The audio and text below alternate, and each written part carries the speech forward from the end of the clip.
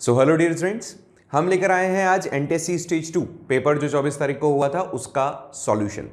वैसे आपको सारे ही सब्जेक्ट के सॉल्यूशन मिल रहे होंगे और एसएसटी का भी बहुत ज़रूरी है और इसलिए ज़्यादा ज़रूरी है जिससे कि आप ये पता लगा सकें कि किस लेवल के कन्फ्यूज़न क्रिएट करने वाले क्वेश्चन एनटीएससी के एग्जाम्स में आते हैं। Stage 1 is really easy to crack, second वाला भी इजी होता है बट प्रॉब्लम उसमें ये होती है कि जो क्वेश्चंस होते हैं कहीं ना कहीं आपको थोड़ा सा कंफ्यूज कर देते हैं। इस कारण से ज़रूरी है कि आपको स्टेज 2 के क्वेश्चंस समझाए जाएं, कन्फ्यूज़न कहाँ हो जाती है बच्चे को, क्या लैंग्वेज होती है, उन सब चीज़ों को आपको पहले ही हम अवेयर कर दें so that you can crack the stage 2 as well. Okay, so stage 2 social studies तो करते हैं वन बाय वन, सॉल्यूशंस की बात, क्वेश्चंस देखते हैं और कैसे लैंग्वेज आपको कंफ्यूज कर सकती है इसको भी समझने की कोशिश करते हैं। Here is question number 1। इस वाले क्वेश्चन के अंदर जो कंफ्यूजन करने वाला है क्रिएट वो ज़्यादा तो नहीं है बट हाँ आपको थोड़ा सा दिमाग लगाना पड़ेगा इसमें। क्वेश्चन कहता है कि in modern democracy political power is distributed. Of course democracy के अंदर पॉलिटिकल जो पावर होती है उसको डिस्ट्रीब्यूट किया जाता है। The sharing of power arrangements can taken in a many form. Power sharing जो होती है कई तरीके से हो सकती है, तुमने पढ़ा था हॉरिजॉन्टल भी होती है ये और वर्टिकल भी होती है। साथ ही साथ इसने बोला है कि इंडिया के कॉन्टेस्ट में ये बताइए कि जो नीचे दिए हुए स्टेटमेंट्स हैं उनमें से कौन सा स्टेटमेंट ठीक है, सही है। चलिए अच्छा, नॉट ट्रू पूछा है, सही नहीं है ये पूछा है इसने, ठीक है, नॉट ट्रू। चलिए फर्स्ट ऑप्शन को देखते हैं कि अरेंजमेंट किया गया जो पावर डिस्ट्रीब्यूशन का between different organs of the government. Different organs हैं, लेजिस्लेचर, एग्जीक्यूटिव, जुडिशरी, ये ऑर्गन होते हैं 3, तो ये बात तो बिल्कुल ठीक है, तो ये वाला स्टेटमेंट तो राइट हो गया। दूसरा है अरेंजमेंट शेयर किया गया है पावर का अमंग 2 और मोर पॉलिटिकल पार्टीज, ये भी सही है। हमने पावर शेयरिंग वाले चैप्टर के अंदर पढ़ा था जब डिवीजन ऑफ पावर होता है तो पॉलिटिकल पार्टीज को भी पावर दिया जाता है, तो this arrangement is also correct. फिर है division of power between different religious communities. Religious communities के बीच में भी पावर दिया जाता है, नहीं ऐसा नहीं है। क्यों? क्योंकि हमारा नेशन सेक्युलर स्टेट है और ऐसा वहां पे किसी भी एक पर्टिकुलर रिलीजियस कम्युनिटी को ऐसा पावर डिवीजन नहीं किया गया जैसा बेल्जियम में हुआ था। आप बेल्जियम का एग्जांपल तो ले सकते हो बट यहां पर हमारा नहीं है सिस्टम। और नेक्स्ट है arrangement of the division of power between different levels of the government, कि भाई सेंट्रल लेवल है, सेंट्रल गवर्नमेंट है, स्टेट गवर्नमेंट है और लोकल, तो ये भी ठीक है। तो यहां पे जो हमें क्वेश्चन मिला है उसका आंसर है कि केवल थर्ड वाला ट्रू नहीं है, तो थर्ड वाला ट्रू नहीं है मतलब हो गया आपका फोर्थ, तो आंसर वुड बी 4। ठीक है, फर्स्ट में अगर आपने आंसर किया है 4 तो your answer must be right. आ जाइए सेकंड क्वेश्चन पे। ये वाला क्वेश्चन बहुत ही लाजवाब है और कहीं ना कहीं कंफ्यूजन क्रिएट कर सकता है। देखिए इसने कहा कि व्हेन नो पार्टी और the collision get the majority इन लोकसभा, कि किसी पार्टी को या फिर किसी कोलिजन को लोकसभा के अंदर मेजॉरिटी नहीं मिलती, तो जो प्रेसिडेंट हैं वो एक्सरसाइज करते हैं अपनी डिस्क्रिएशन पावर को, वो अपॉइंट कर सकते हैं प्राइम मिनिस्टर को। मतलब प्रेसिडेंट के पास में जो भी मतलब कॉन्स्टिट्यूशन ने जिनको पावर दी है गवर्नमेंट चुनने की, वो उस डिस्क्रिएशन पावर को वो यूज करते हैं और प्राइम मिनिस्टर को चुनते हैं। नीचे बताए हुए स्टेटमेंट में से आपको कौन सा वो स्टेटमेंट सही लगता है जिसका कॉन्स्टिट्यूशन के अंदर प्रोविजन है और president can actually use that power? क्या पहला ऑप्शन, ये मैं फिर बोल रहा हूं, इसको थोड़ा सा अच्छे से सुनना। ऑप्शन ए कहता है कि प्रेसिडेंट में appoint the leader of largest majority party at the in the Lok Sabha as prime minister. देखो वहां पर है मेजॉरिटी मिलती है और यहां है लार्जेस्ट मेजॉरिटी। जरूरी नहीं है कि यहां पे 50% से ज्यादा की सीट्स हो, no it is not compulsory. तो मतलब क्या है, ये कहना चाह रहा है कि चाहे किसी को 30% भी मिली है ना और रिमेनिंग कोई 20 है 20 और 100% अपना कंप्लीट कर रहे हैं, तो जिसको भी लार्जेस्ट मिली है उसके लीडर को आप प्राइम मिनिस्टर बना दोगे। पहला तो ये आ रहा है। चलो दूसरा देखते हैं, the president appoint the leader who in his or her opinion can muster majority support in Lok Sabha and can prove majority support in Lok Sabha, कि भैया उनकी नजर के अंदर कोई ऐसा व्यक्ति जो ऐसी पॉलिटिकल पार्टी से बिलोंग करता हो जो मेजॉरिटी में है और वो लोकसभा के अंदर अपनी मेजॉरिटी प्रूव कर देगा। दूसरा ऑप्शन। तीसरा ऑप्शन कि प्रेसिडेंट अपॉइंट कर सकता है सीनियर मोस्ट मेंबर जो लोकसभा का होगा उसको प्राइम मिनिस्टर। और चौथा है कि प्राइम मिनिस्टर अपॉइंट कर सकता है लीडर लार्जेस्ट मेजॉरिटी पार्टी का राज्यसभा में as a prime minister. Rajya Sabha में जिस भी पॉलिटिकल पार्टी की मेजॉरिटी होगी उसका जो लीडर होगा उसको प्राइम मिनिस्टर अपॉइंट कर दिया जाएगा प्रेसिडेंट के थ्रू। पहले वाले में क्या है, जो भी लार्जेस्ट मेजॉरिटी रख रही है पॉलिटिकल पार्टी, उसका मेंबर कौन होगा उसका प्राइम मिनिस्टर के तौर पर किया जा सकता है। दूसरा, उसके ओपिनियन के अंदर जो मेजॉरिटी रख रहा है और उसको सपोर्ट मिल रहा है लोकसभा में और वो अपनी मेजॉरिटी को भी प्रूव कर सकता है लोकसभा में, उसको प्राइम मिनिस्टर कर सकता है अपॉइंट। तीसरे में कि जो सीनियर मोस्ट मेंबर होगा उसको या फिर राज्यसभा वाले को। देखो ये वाला क्वेश्चन कहीं ना कहीं कंफ्यूजन क्रिएट करने वाला था। कॉमन जो आंसर्स इसमें मैक्सिमम लोगों ने दिया था वो था ऑप्शन ए। ऑप्शन ए के अंदर मैक्सिमम लोगों ने कहा कि जिस भी लार्जेस्ट मेजॉरिटी पॉलिटिकल पार्टी है उसका जो मेंबर होगा उसको प्राइम मिनिस्टर अपॉइंट किया जाएगा, जबकि यहां पर आंसर होगा बेटा आपका आंसर नंबर 2। ठीक है, कि प्राइम मिनिस्टर बनाना है ना किसी को भी तो ये प्रेसिडेंट के ओपिनियन में जरूरी है कि उसके पास में ऐसा कुछ उसको लगता हो कि ये पॉलिटिकल पार्टी है and that can actually prove the majority इन लोकसभा। एक टाइम ड्यूरेशन दिया जाएगा और इस टाइम ड्यूरेशन में उसको कहा जाएगा भाई ठीक है आप अपनी मेजॉरिटी प्रूव करो। इस तरह का अगर कोई पार्लियामेंट होता है कि जहां पे कोई पार्टी भी नहीं है और कोई कोलिशन भी नहीं है तो ऐसे में इस तरह की पार्लियामेंट को कहा जाता है हंग पार्लियामेंट।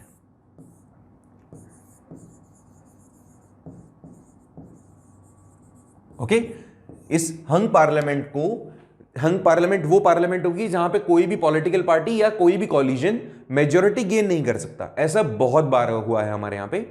तो ऐसे कंडीशन में प्रेसिडेंट अपने डिस्क्रिशन पावर को यूज कर सकता है और किसी को भी नहीं, मतलब इस पॉइंट नंबर 2 के हिसाब से वो उसको प्राइम मिनिस्टर के लिए एक तरीके से कह सकता है, इनवाइट कर सकता है, बट उसको जरूरी है अपनी मेजॉरिटी सपोर्ट कर, मतलब एक तरीके से सीक करना पड़ेगा, प्रूव करनी पड़ेगी। ऑप्शन ए बहुत सारे बच्चों ने किया है, जबकि ऑप्शन ए मतलब 1 इज रॉन्ग आंसर। ये हंग पार्लियामेंट होता है, ये भी याद रखिएगा। आ जाइए नेक्स्ट क्वेश्चन पे। नेक्स्ट क्वेश्चन क्या कहता है? नेक्स्ट क्वेश्चन कहता है कि which of among the following are not presenting the true picture of the implementation of panchayati Raj system in India. देखिए इसने कहा which two among the following, इनमें से जो 4 स्टेटमेंट हैं, इन चारों स्टेटमेंट्स में से 2 स्टेटमेंट ऐसे हैं जो कि ट्रू पिक्चर नहीं दिखाते हैं पंचायती राज के इंडिया के अंदर। पंचायती राज सिस्टम क्या होता है? लोकल गवर्नमेंट का टाइप। तो फर्स्ट ऑप्शन है Panchayati Raj has increase the women representation and the voice in Indian democracy. Is it right? Yes, this is right. क्यों है ये सही? क्योंकि तुम्हें पता होगा कि पंचायती राज सिस्टम के अंदर 33% रिजर्वेशन दिया गया है लोकल गवर्नमेंट के अंदर विमेन्स को। तो ये इसीलिए कि उनका रिप्रेजेंटेशन बढ़ सके और उनकी जो डेमोक्रेसी में प्रेजेंस है उसको हम कहीं ना कहीं एप्लीकेबल कर सकें। ठीक है, इसने बोला है नॉट प्रेजेंटिंग ट्रू पिक्चर, तो नेगेटिव हमें बताना है ना। पॉजिटिव जो है वो अलग निकाल लेते हैं, नेगेटिव जो है वो अलग निकाल लेते हैं। ये वाला तो राइट है। दूसरे पे आ जाइए, state government has transferred significant power to panchayati raj institution. देखिए पंचायती राज सिस्टम के अंदर ये बात तो कहना गलत हो जाएगा कि स्टेट गवर्नमेंट ने अपनी इंपॉर्टेंट पावर्स जो हैं, सिग्निफिकेंट पावर्स तो दी है बट नॉट सिग्निफिकेंट पावर्स। तो सिग्निफिकेंट पावर तो ट्रांसफर नहीं की गई है पंचायती राज सिस्टम को, तो दैट क्वेश्चन और that option is wrong. Next बेटा कि Panchayati Raj institutions have been given adequate resources. Panchayati Raj को डेवलप करने के लिए जो जो इकोनॉमिक रिसोर्सेज चाहिए या दूसरे रिसोर्सेज चाहिए उनको प्रोवाइड कर रखा है। तो ये भी बात गलत है। एक पर्टिकुलर एक अमाउंट होता है जो दे दिया जाता है, उसके बारे में भी बार बार आपसे क्वेश्चनिंग हो सकती है। तो this option is also wrong. Next है Panchayati Raj has helped to deepen democracy in our country. ये वाला ऑप्शन सही है क्योंकि पंचायती राज क्या करता है, डेमोक्रेसी को एक्चुअल में किसी भी देश में सही तरीके से एप्लीकेबल कराने के लिए बहुत बहुत ज्यादा जरूरी है। So this is the right option. So here we go. यहां पे फर्स्ट एंड सेकंड मतलब फर्स्ट एंड जो फोर्थ वाला है वो ठीक है और इसने तो रॉन्ग पूछा है। अच्छा, बी एंड सी वाला जो है वो रॉन्ग है। तो राइट आंसर हमारे लिए यहां पर होगा 2, क्योंकि इसने नॉट पूछा है ना, तो you need to go with option number 2। Okay, चलिए नेक्स्ट क्वेश्चन के ऊपर बात करते हैं। नेक्स्ट क्वेश्चन क्या कहता है? अच्छा, एक चीज और मैं नेक्स्ट क्वेश्चन को लेने से पहले थोड़ा सा बता दूं आपको कि ये जो अपना पेपर है, इस पेपर के अंदर बहुत ही सटीक से क्वेश्चंस आपको दिए हैं ना। सारे के जो क्वेश्चंस हैं काफ़ी सटीक हैं। तुम जानते हो एनटीएससी स्टेज के अंदर, एनटीएससी पेपर्स के अंदर 40 मार्क्स का जो सिस्टम रहता है वो एसएसटी से रहता है। ठीक है। और इस बारी स्टेज 2 के अंदर जो सेग्रीगेशन हुआ है वो हिस्ट्री से 10 क्वेश्चंस आए हैं। इसमें जो मैक्सिमम हिस्ट्री है वो 10th क्लास से है। इकोनॉमिक्स के भी 10 क्वेश्चन आए हैं 10th क्लास, इस बारी 10th क्लास से। इकोनॉमिक्स के अंदर जो क्वेश्चंस हैं 10 क्वेश्चंस हैं इसमें 40 में से, और 10th क्लास से हैं वो भी। 10th से ज़्यादा 9th से कम, 10th से ज़्यादा 9th से कम, ठीक है। ज्योग्राफी के जो क्वेश्चंस हैं 10 क्वेश्चंस हैं, इक्वल से हैं 9th एंड 10th में, ठीक है। एंड इसके अलावा सिविक्स के भी 10 क्वेश्चंस हैं, 10th से कम है, 9th से ज्यादा है, ठीक है। ये याद रखना, 9th से सिविक के क्वेश्चन ज्यादा पूछे हैं और ये कैटेगराइजेशन था इसके अंदर। और आपको ये चीजें ध्यान रहनी चाहिए कि 9th का कितना वेटेज होता है स्टेज 1 में भी और स्टेज 2 में भी, ठीक है बच्चा। तो हिस्ट्री के 10 क्वेश्चंस हैं, इकोनॉमिक्स के भी 10 है, ज्योग्राफी के भी 10 है और सिविक्स के भी 10 है।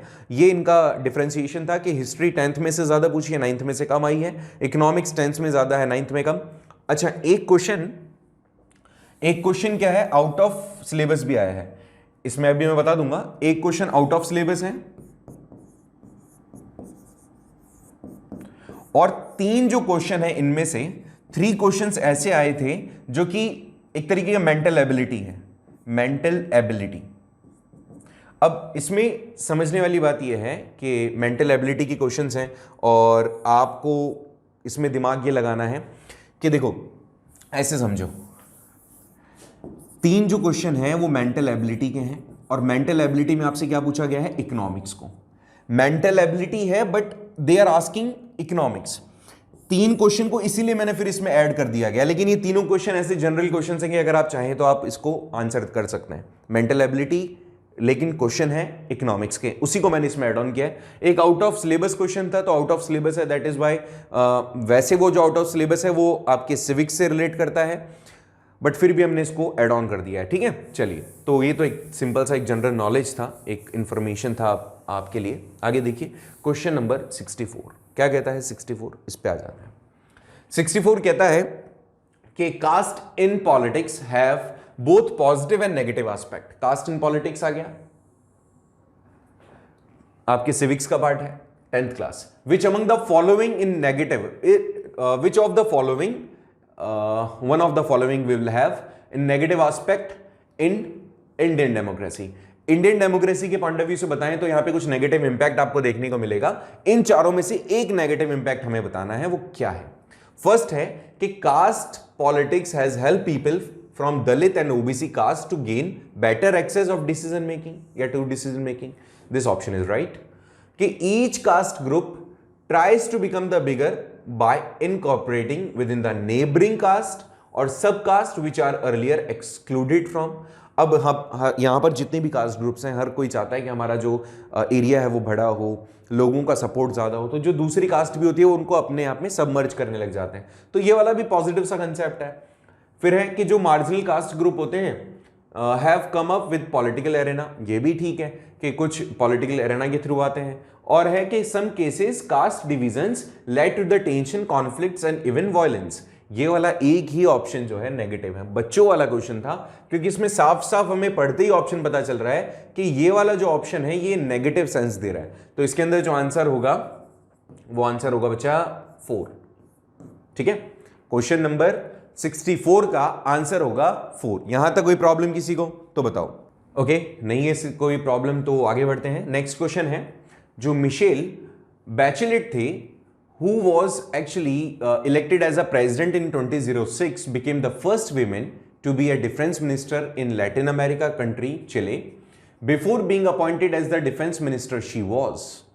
अब देखो सुनने वाली बात है, यहां पर 2-3 चीजें इसने बता दी। ये आपके सिलेबस में नहीं है, बट फिर भी डेमोक्रेसी वाला जो चैप्टर अपन पढ़ते हैं, what is democracy, why democracy, class 9th, उससे आपको कोरिलेट करके इसने क्वेश्चन पूछा है। क्योंकि इसमें नीचे जो ऑप्शंस दिए गए हैं उसमें डेमोक्रेसी से मिलते जुलते गवर्नमेंट के जो टाइप्स हैं उनके बारे में डिस्कशन किया है, इसलिए ये वाला जो क्वेश्चन है आपको थोड़ा सा दिमाग में रखना है। 9th सिविक्स, इसने बोला कि जो मिशेल थे ये प्रेसिडेंट के तौर पर अपॉइंट की गई and she was the first women, ठीक है, जो डिफेंस मिनिस्टर के तौर पर आई थी लैटिन अमेरिका में। लैटिन अमेरिकन कंट्री में, चिले में। जब वो डिफेंस मिनिस्टर थी उसके पहले व्हाट शी वाज, वो क्या थी, ठीक है। इसने बताया कि वो पोलैंड के अंदर एक मेंबर थी एक पॉलिटिकल पार्टी की। दूसरा, जो पिनोशेट थे, डिक्टेटर थी, उनके यहाँ पे कैबिनेट मिनिस्टर का इन्होंने पार्टिसिपेशन किया था। एयरफोर्स के अंदर ऑफिसर थी, या फिर पिनोशेट जो डिक्टेटर थे, डिक्टेटरशिप के दौरान पिनोशेट के अंदर, या पिनोशेट के थ्रू जो डिक्टेटरशिप हुआ उसके दौरान ये एक प्रिजनर थी, ठीक है। अब आपको थोड़ा सा ब्रीफ करना पड़ेगा इस चीज को। पहले तो ये समझ लो लैटिन अमेरिका है क्या, फिर इसके बारे में बताता हूं। लैटिन अमेरिका क्या है, मैप में आपको दिख रहा होगा, इसको थोड़ा सा बड़ा कर देते हैं। देखो भाई, ये जो मैप आपको दिख रहा है ना, ये मैप है आपके लैटिन अमेरिका का। लैटिन अमेरिका में क्या क्या चीजें हम जोड़ते हैं, देखो ये है आपका साउथ अमेरिका, है ना। साउथ अमेरिका के साथ में ये वाला है आपका मिडिल अमेरिका, इसको मिडिल अमेरिका कहेंगे, साउथ अमेरिका, मिडिल अमेरिका। इसके अलावा मैक्सिको आता है नॉर्थ की तरफ से, ये मैक्सिको आ गया, और कुछ कैरेबियन कंट्रीज हैं, ठीक है, कुछ कैरेबियन कंट्रीज हैं, ये कैरेबियन कंट्रीज आ गई, और आ जाता है आपका वेस्ट इंडीज। तो इन सब का एक ग्रुप जो मिलाया जाता है, इस पूरे के पूरे ग्रुप को कहा जाता है लैटिन अमेरिका। बहुत सारे लोगों के दिमाग में ये फितूर रहता है, ये कंफ्यूजन रहता है कि लैटिन अमेरिका व्हाट, अमेरिका को कोई शहर है कि अमेरिका का पुराना नाम है। कई जगह आपने सुना भी होगा कि ये लैटिन वर्ड से लिया गया है, तो ये वही वाला कंडीशन है। It is a group. ये आ गया आपका साउथ अमेरिका, वो आ गया आपके नॉर्थ अमेरिका का एक पार्ट, ये आ गया आपका, देखो इस वाले एरिया को आप कहोगे ना, ये वाला जो एरिया है ना, ये सेंट्रल अमेरिका है, और इस वाले को कहते हैं अपन मिडिल अमेरिका, ठीक है। और ये आ गया आपका साउथ अमेरिका, और ये मैक्सिको एक एडिशनल हमने नॉर्थ अमेरिका से लिया। तो इनका ये जो ग्रुप है दैट इज लैटिन अमेरिका। यहां तक तो क्लियर हो गया। अब ये एक जगह है जिसका नाम है चिले। चिले के अंदर जो ऑगस्टीन पिनोशेट थे, ऑगस्टीन पिनोशेट ने क्या किया था, डिक्टेटरशिप की थी।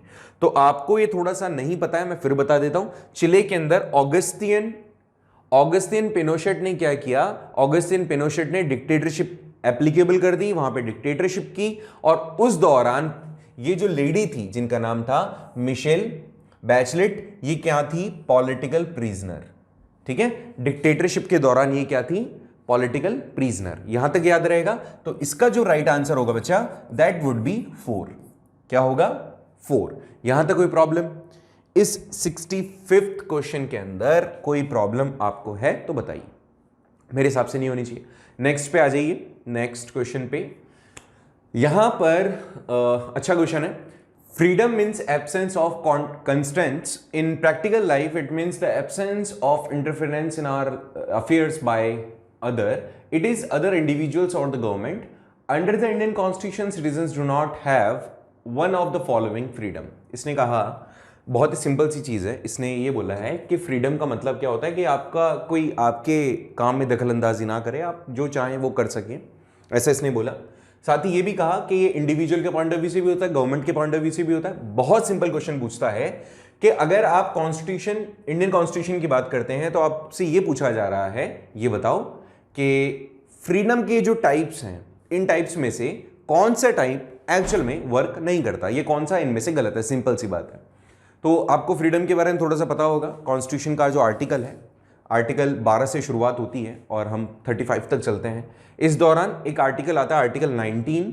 उस आर्टिकल 19 के अंदर फ्रीडम के बारे में बताया, राइट टू फ्रीडम, और उस राइट टू फ्रीडम में इन सब चीज़ों के बारे में बताया गया है। इनमें से एक ऑप्शन जो है वो गलत है। कौन सा है वो बताना है अपने को। ऑप्शन ए कहता है freedom is speech and expression, freedom of speech and expression, right है, ये तो है हमारे पास। फ्रीली आप कंट्री में कहीं भी मूव कर सकते हैं, ये भी है। आप पीसफुल मैनर में असेंबली कर सकते हैं अरेंज, और पीसफुल मैनर में प्रोटेस्ट भी कर सकते हैं, ये भी बात सही है। और है नेक्स्ट के फ्रीडम है आपके पास, एक्वायर कर लो, होल्ड कर लो, डिस्पोज कर दो किसी भी प्रॉपर्टी को कंट्री के अंदर कहीं भी। क्या ये बात है पॉसिबल? ये वाला पॉइंट पॉसिबल नहीं है। तो यहां पर ये जो फोर्थ वाला है ना, ये गलत हो गया। आंसर यहां पर जो करेक्ट है that is fourth. Correct in the sense उसने नेगेटिव पूछा है ना, तो अपने पास में ये जो आंसर होगा वो नेगेटिवली, तो फोर्थ वाला ही है। तो क्वेश्चन आपको याद रखना है, क्वेश्चन अगर नेगेटिव मतलब पूछ रहा है तो आपको फोर्थ के साथ जाना था। आपका आंसर मेरे हिसाब से फोर्थ आपने किया होगा, तो ठीक है ही। नेक्स्ट पे बात करते हैं। नेक्स्ट क्वेश्चन क्या कहता है? ओके, नेक्स्ट क्वेश्चन थोड़ा सा आपके लिए टिपिकल हो सकता था, बट मेरे हिसाब से होगा नहीं अगर आपने ढंग से पढ़ा है तो। इसने बोला कि there are serious challenges that democracy faces through the world, throughout the world. World के अंदर हर जगह पर डेमोक्रेसी को कई सारे चैलेंजेस फेस करने होते हैं। यहां पर बताए गए कुछ मेजर चैलेंजेस हैं इन ग्रुप नंबर 1, और उसके रेस्पेक्ट में ग्रुप नंबर 2 के अंदर कुछ ना कुछ एक उसका एक्सप्लेनेशन है। तो आपको इन चैलेंजेस को उनके इंप्लीकेशंस के साथ में कहीं ना कहीं ऐड ऑन करना है, और करेक्ट सीक्वेंस बता रहा है इन चारों ऑप्शन में से सही होगा एक, तो बताना है कौन सा है।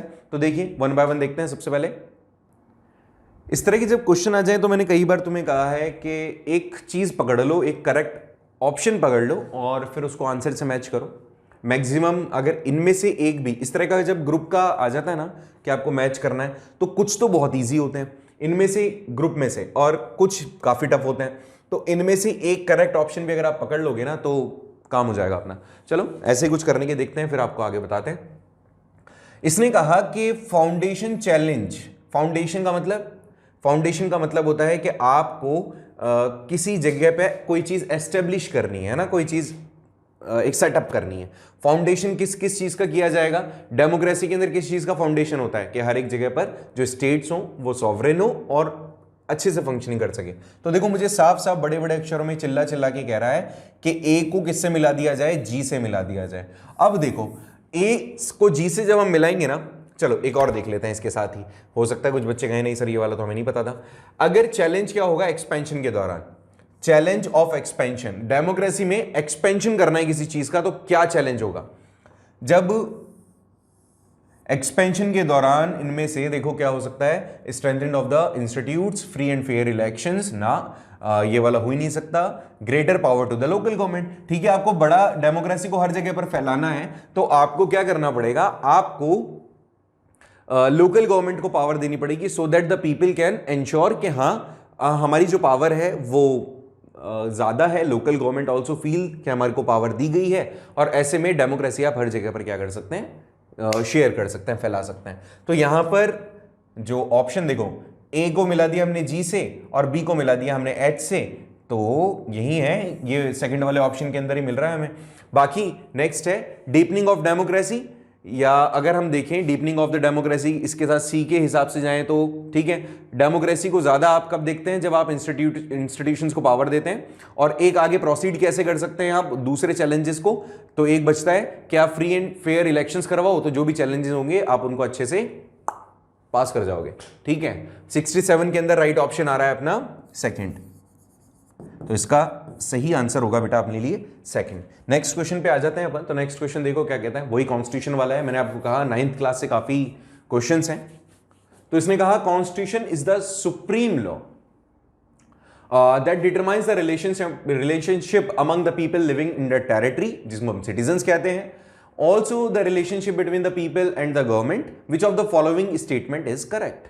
इनमें से एक स्टेटमेंट है जो करेक्ट होगा, कौन सा है देखते हैं।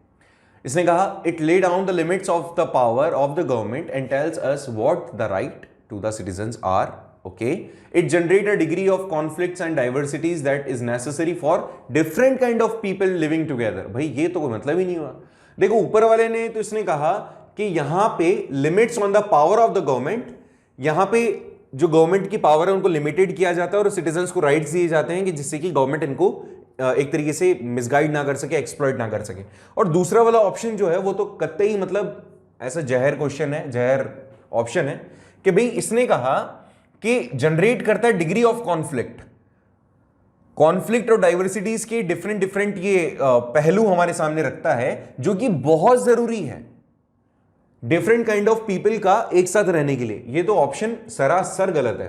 तो वैसे तो आंसर हमें मिल गया होगा, लेकिन और भी देख लेते हैं कि it does not specify formations of the government and decision making process. ठीक है, ये बात भी सही है कि डिसीजन मेकिंग प्रोसेस का इसमें कोई सेंस नहीं रहता। या it will not provide any opportunity to express the aspirations of the people about the creating good society. तो इसने अच्छा देखो ये वाले ऑप्शंस में इसने बोला है कि which of the following statement is correct, तो पहला वाला तो करेक्ट है, बाकी के रिमेनिंग वाले इनकरेक्ट हैं, क्योंकि दूसरे वाले में भी देखो इसने कहा कि ये सपोर्ट नहीं करता कोई फॉर्मेशन इस तरह का कि गवर्नमेंट डिसीजन मेकिंग प्रोसेस के अंदर काम में मतलब डिसीजन मेकिंग प्रोसेस कर सके बेटर फॉर्म में, और नेक्स्ट में अपॉर्चुनिटी भी नहीं देता लोगों को कि वो एक अच्छी सोसाइटी क्रिएट कर सके। तो ये वाले जो ऑप्शन हैं ये तीनों ही ऑप्शन गलत हैं, option number A is the right answer. तो यहां पर हमारे लिए आंसर होगा 1 इज द राइट आंसर। ठीक है, नेक्स्ट पे आ जाएं। यहां क्वेश्चन थोड़ा सा बस ये कंफ्यूजन हो जाता है, कई बार हम करेक्ट इनकरेक्ट नहीं देख पाते। तो यहां पर इसने करेक्ट के बारे में पूछा है, तो करेक्ट तो हमारे लिए ए ही है। ठीक है, तो first is the right answer. Next पे आ जाइए। नेक्स्ट कहता है, ये थोड़ा सा दिमाग लगाने वाला क्वेश्चन है, ऐसा कुछ है नहीं कि स्पेसिफिकली अगर आपने कुछ 9th एंड 10th पढ़ा हो तो ही आप इसका जवाब दे पाओगे, ऐसा कुछ भी नहीं है। क्वेश्चन कह रहा है हना जो है, Hana is attaining the voting age, जब वो वोट डालेगी इस तरह की एज उसकी आ रही है, और अब वो बहुत हैप्पी है कि उसको वोट डालने का मौका मिलेगा। इन हर कंट्री, उसकी कंट्री के अंदर जो सिटीजन्स है कैन इलेक्ट रिप्रेजेंटेटिव्स, वो अपने रिप्रेजेंटेटिव्स को इलेक्ट तो कर सकते हैं but can not share any observations about the leaders of the country. लेकिन उनको अगर अपने लीडर्स के बारे में कुछ पता है तो वो उसके किसी के साथ शेयर नहीं कर सकते हैं, वो चीज़ उनके दिमाग में रहेगी केवल। तो ऐसे में अगर आप डेमोक्रेसी के अंदर रह रहे हो तो कौन से डेमोक्रेटिक राइट्स का यहाँ पे एक तरीके से रेस्ट्रिक्शन लगाया गया है, किस तरह के डेमोक्रेटिक राइट्स को एक्सप्लॉइट किया जा रहा है, बताइए। क्या ये राइट टू इक्वलिटी है, right to be treated equal है, कि राइट टू फ्रीडम है, या राइट टू इंफॉर्मेशन है? ठीक है, इसमें तो मुझे कोई सा भी ऑप्शन जो है वो सही नहीं लग रहा। Right to equality, right to freedom, हाँ राइट टू फ्रीडम कर सकते हो इसमें आप, क्यों? राइट टू स्पीच में आता है ना ये, तो राइट टू फ्रीडम बोल सकते हो। तो मेरे हिसाब से यहां पर ऑप्शन नंबर 3 जो होगा वो राइट होगा। क्यों? देखो, ट्रीटेड फेयरली ये भी नहीं आएगा और राइट टू इंफॉर्मेशन भी नहीं आएगा। Right to information is a different thing, कि आपको अगर किसी की इंफॉर्मेशन लेनी है तो you can ask to the government कि भाई इसके बारे में मुझे बताओ, बट यहां पर एक पर्सन है जिसको शेयर नहीं करने दिया जा रहा, तो एक तरीका फ्रीडम उसका छीना जा रहा है ना। तो यहां पे आ जाएगा राइट टू फ्रीडम। अभी हम पढ़ के आए थे राइट टू फ्रीडम, आर्टिकल 19, तो 69 में जो राइट आंसर होगा वो होगा 3rd। आ जाइए नेक्स्ट क्वेश्चन पे। क्वेश्चन नंबर 70 क्या कहता है? क्वेश्चन 70 कहता है कि which of the following sets of item are included in the concurrent list of India Indian constitution.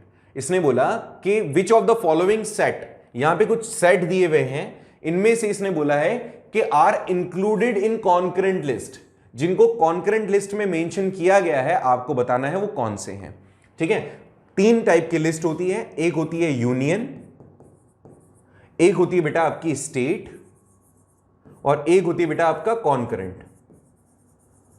अब देखो, state, union, state and concurrent. Union list वो होती है जिसपे जो डिसीजन लेने का जो भी सब्जेक्ट, जो भी टास्क, जो भी डिपार्टमेंट्स ऐसे जिसपे डिसीजन लेने का जो राइट होगा वो सेंट्रल गवर्नमेंट का होगा। ऐसे सब्जेक्ट्स, ऐसे टास्क, ऐसे काम जिस पे काम करने का या जो डिसीजन लेने का राइट होगा वो स्टेट गवर्नमेंट का होगा। और कुछ ऐसे भी हैं जिस पे दोनों मिलके लेंगे। तो इन्होंने वही पूछा है कि ऐसे कौन से टास्क हैं इनमें से जिस पे दोनों मिलके डिसीजन लेंगे। The first one is forest, trade unions, marriages, adoptations and successions. इसके ऊपर दोनों मिलके डिसीजन लेते हैं। क्या ये बात सही है? बिल्कुल सही है, इस पे दोनों मिलके ही डिसीजन लेते हैं। Foreign affairs, banking, communication and currencies, these actually departments, और इनको डील किया जाता है सेंट्रल गवर्नमेंट के थ्रू। तो this is the wrong one, ये गलत है। फिर है नीचे इसने कहा कि census, railways and space research, ये किसके थ्रू होगा? तो सेंसस, जनगणना, रेलवेज और space, obviously central government will take the decision, तो ये वाला भी नहीं होगा। Population control, labour welfare, protection of wild life animals, तो ये वाला कॉन्करेंट लिस्ट में आएगा। तो ए एंड डी कहीं है क्या? ए एंड डी बिल्कुल ऑप्शन नंबर 3 में है ए एंड डी, तो राइट आंसर हमारे लिए यहां होगा 3rd। अगर तीसरा आपने किया है तो सरासर राइट आंसर है तुम्हारा, कोई नहीं रोक सकता तुम्हें एनटीएससी में पास होने से। ऐसा नहीं कि 70 पे ही बोल रहा हूं सारे क्वेश्चंस में। आंसर 3। ओके, चलिए कट ऑफ पर भी बात करेंगे, कितनी कट ऑफ जा सकती है, बट पहले एक बार आंसर की सबकी शेयर हो जाए आपके साथ। ये क्वेश्चन थोड़ा सा बड़ा है एंड दिमाग लगाने वाला क्वेश्चन है, तो इसको थोड़ा सा अच्छे से पढ़ना है। देखो भाई, दिल्ली के अंदर रह रहे थे 4 आदमी, 4 आदमी मतलब 4 लोग रह रहे थे एक फैमिली के, स्लम में रह रहे थे, झुग्गी झोपड़ियों में रह रहे थे, और केवल इतना ही अर्न कर पाते थे कि अपनी लाइफ को कैसे जैसे काट सके। अब ऐसे में ये लोग बिहार से आए थे यहाँ पे कुछ काम ताम की तलाश में, लेकिन लॉकडाउन लग गया कोविड के अंदर, और इनको they manage to be in Delhi, कि भाई इनको थोड़ा सा दिल्ली के अंदर रहना था क्योंकि दिल्ली में स्लम्स में रह रहे थे। थोड़ा इन्होंने मैनेज किया कि एनी हाउ, मतलब किसी भी तरीके से सम हाउ दे कैन अपने आप लाइफ का या अपनी फैमिली का टेक केयर कर पाए। लेकिन दिक्कत ये हुई कि बाद में जब इनकी कंडीशन खराब होने लगी धीरे धीरे, तो ये बिहार जाने का इन्होंने डिसाइड कर लिया, जैसे मैक्सिमम लोगों ने किया था। एक टाइम ऐसा आता है जब इनके पास में केवल 10 दिन तक का ही अपना जो लाइफ निकाल सकते हैं, या खाना जो इनके पास था वो अरेंज कर सकते थे फॉर ओनली अनदर 10 डेज। तो फैमिली डिसाइड करती है कि बिहार वो निकल जाएगी बाय वॉक, या फिर जो भी ट्रांसपोर्टेशन सर्विसेज उनको मिल जाएगी, तो उससे ऐसा हुआ था, प्रैक्टिकल था ये। ठीक है, आगे देखिए और क्या हुआ कि भाई जब वो ट्रैवल कर रहे थे तो उनकी फैमिली को अलग अलग जगह पर रुकना पड़ा, अलग अलग गाँव में रुकना पड़ा for food and shelter. The family could not get enough food in the most of the places. Families ये जो थी 4 लोगों की, इनको लगभग अधिकतर जगह पर खाना नहीं मिला। अब यहां पर क्या दिया है, यहां पर 3 सिचुएशन बोली है, option A, option B, option C. हमसे इसने पूछा कि जो ऑप्शन ए है, इस ऑप्शन ए का इनमें से कौन सा जो टाइप है, कौन सा एक सेंस आपको लग रहा है कि इस कारण से इनको ये ऑप्शन ए अचीव नहीं हुआ। ऑप्शन बी के साथ भी सेम यही है और ऑप्शन सी के साथ भी यही है। चलिए बताइए। तो पहला इसने कहा कि रेस्टोरेंट्स वर क्लोज्ड, रेस्टोरेंट थे वो क्लोज थे। तो क्लोज हैं तो इनमें से क्या वो इन एक्सेसिबिलिटी में आएगा कि नॉन अफोर्डेबिलिटी में आएगा, नॉन अवेलेबिलिटी में आएगा, नॉन अवेलेबिलिटी में आएगा? तो देखो ऑब्वियसली नॉन अवेलेबल है क्योंकि क्लोज है। अगर वो उनके पास कुछ पैसा है भी तो भी वो उसको खर्च नहीं कर सकते क्योंकि रेस्टोरेंट ही क्लोज है। तो पहली चीज तो नॉन अवेलेबल। तो यहां तो 2 चीजें क्लियर होगी कि या तो मेरा आंसर होगा 3 या मेरा आंसर होगा 4, क्योंकि ये नॉन अवेलेबल है। ये वाला चीज तो चलो मान लिया हमने। अब आगे आ जाओ। ऑप्शन बी जो यहां पर कह रहा है वो क्या कह रहा है, देखो इसने कहा कि in some places the distribution of food was made only the local resident. जो लोकल रेजिडेंट्स हैं उनको ही दिया जा रहा था कुछ जगहों पर खाना। तो कुछ जगहों पे खाना केवल वहां के जो लोकल रेजिडेंट हैं उन्हीं को दे रहे हैं। इसका मतलब क्या है, ये एक्सेसिबल ही नहीं है, इनएक्सेसिबिलिटी है। ये एक्सेसिबल नहीं है कि वो चाह करके भी एक्सेस नहीं कर सकते। तो राइट आंसर यहां पर मेरे को दिख रहा है साफ साफ ही 3rd वाला ऑप्शन है। चलो 4th एक बार ये भी देख लेते हैं, सी क्या कहता है कि आफ्टर नियर बाय लगभग 10 दिनों के ट्रैवलिंग के बाद में family did not have enough money to pay for food.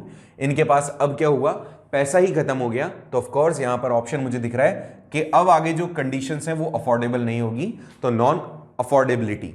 तो these are the options and we have actually found the right one. Answer होगा हमारे लिए यहां पर 3rd।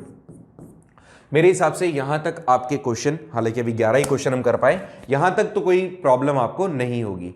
तो आंसर इसका होगा आपके लिए 3rd। आ जाइए नेक्स्ट क्वेश्चन पे। नेक्स्ट क्वेश्चन क्या कहता है देखते हैं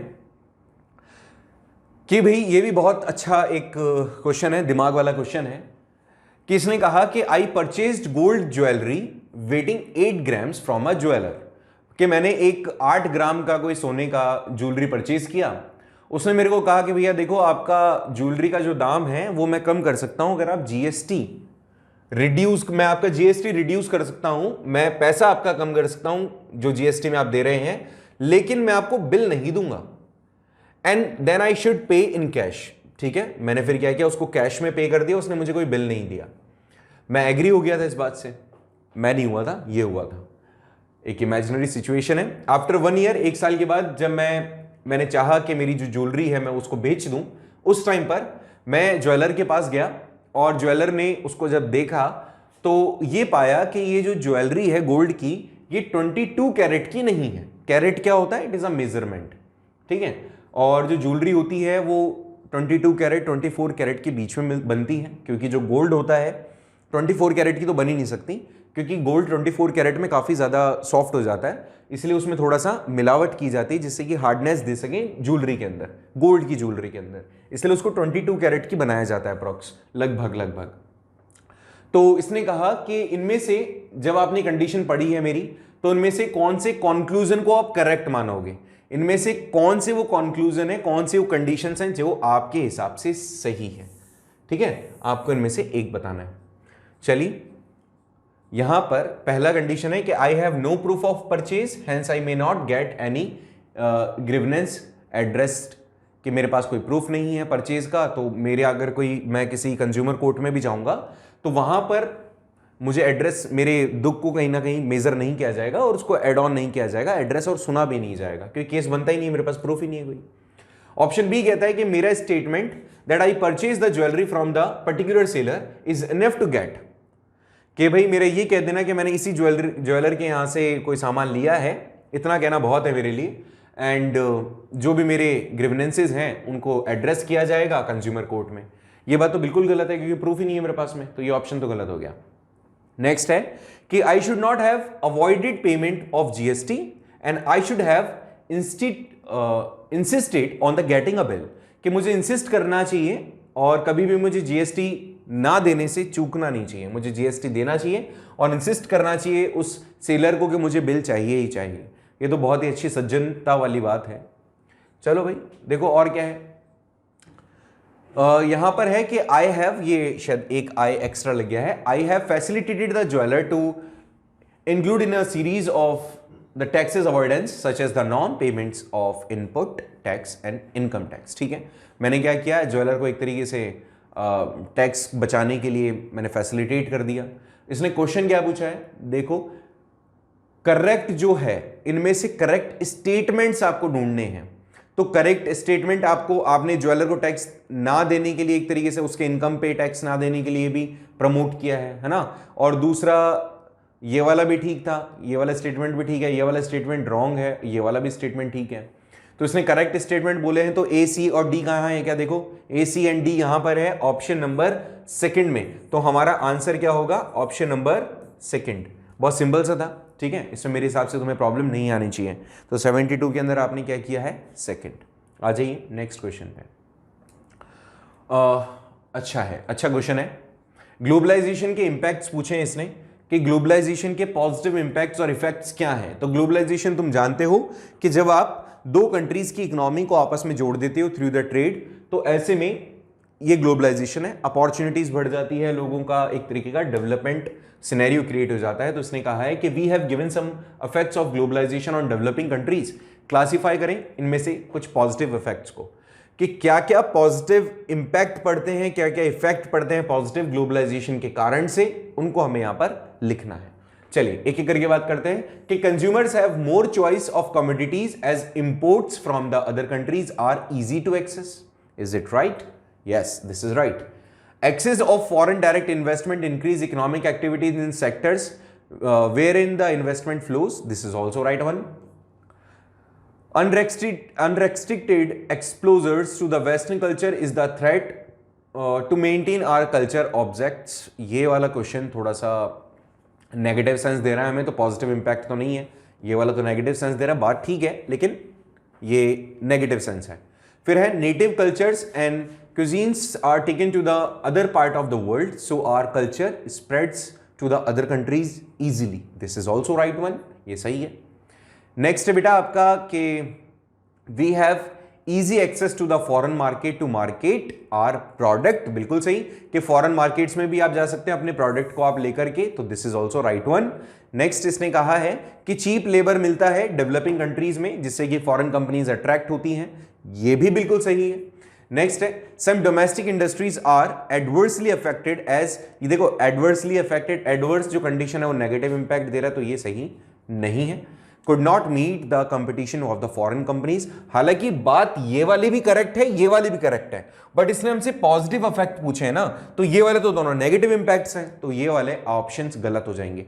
तो A B D E F, A B D E F, A C A B D E F, यहां पर आंसर नंबर जो अपना 4 है that is right answer, answer 4 is right.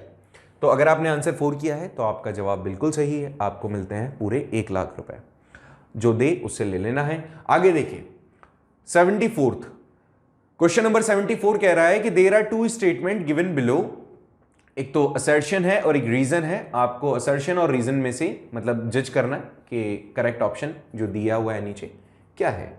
कि भाई कहते हैं कि जो टर्म ऑफ क्रेडिट है वो एक तरीके का very substantial from the one credit arrangement to the another, कि इसने कहा कि वो वेरी करता है। वेरी करता है मतलब एक तरीके से डिफरेंट होता है।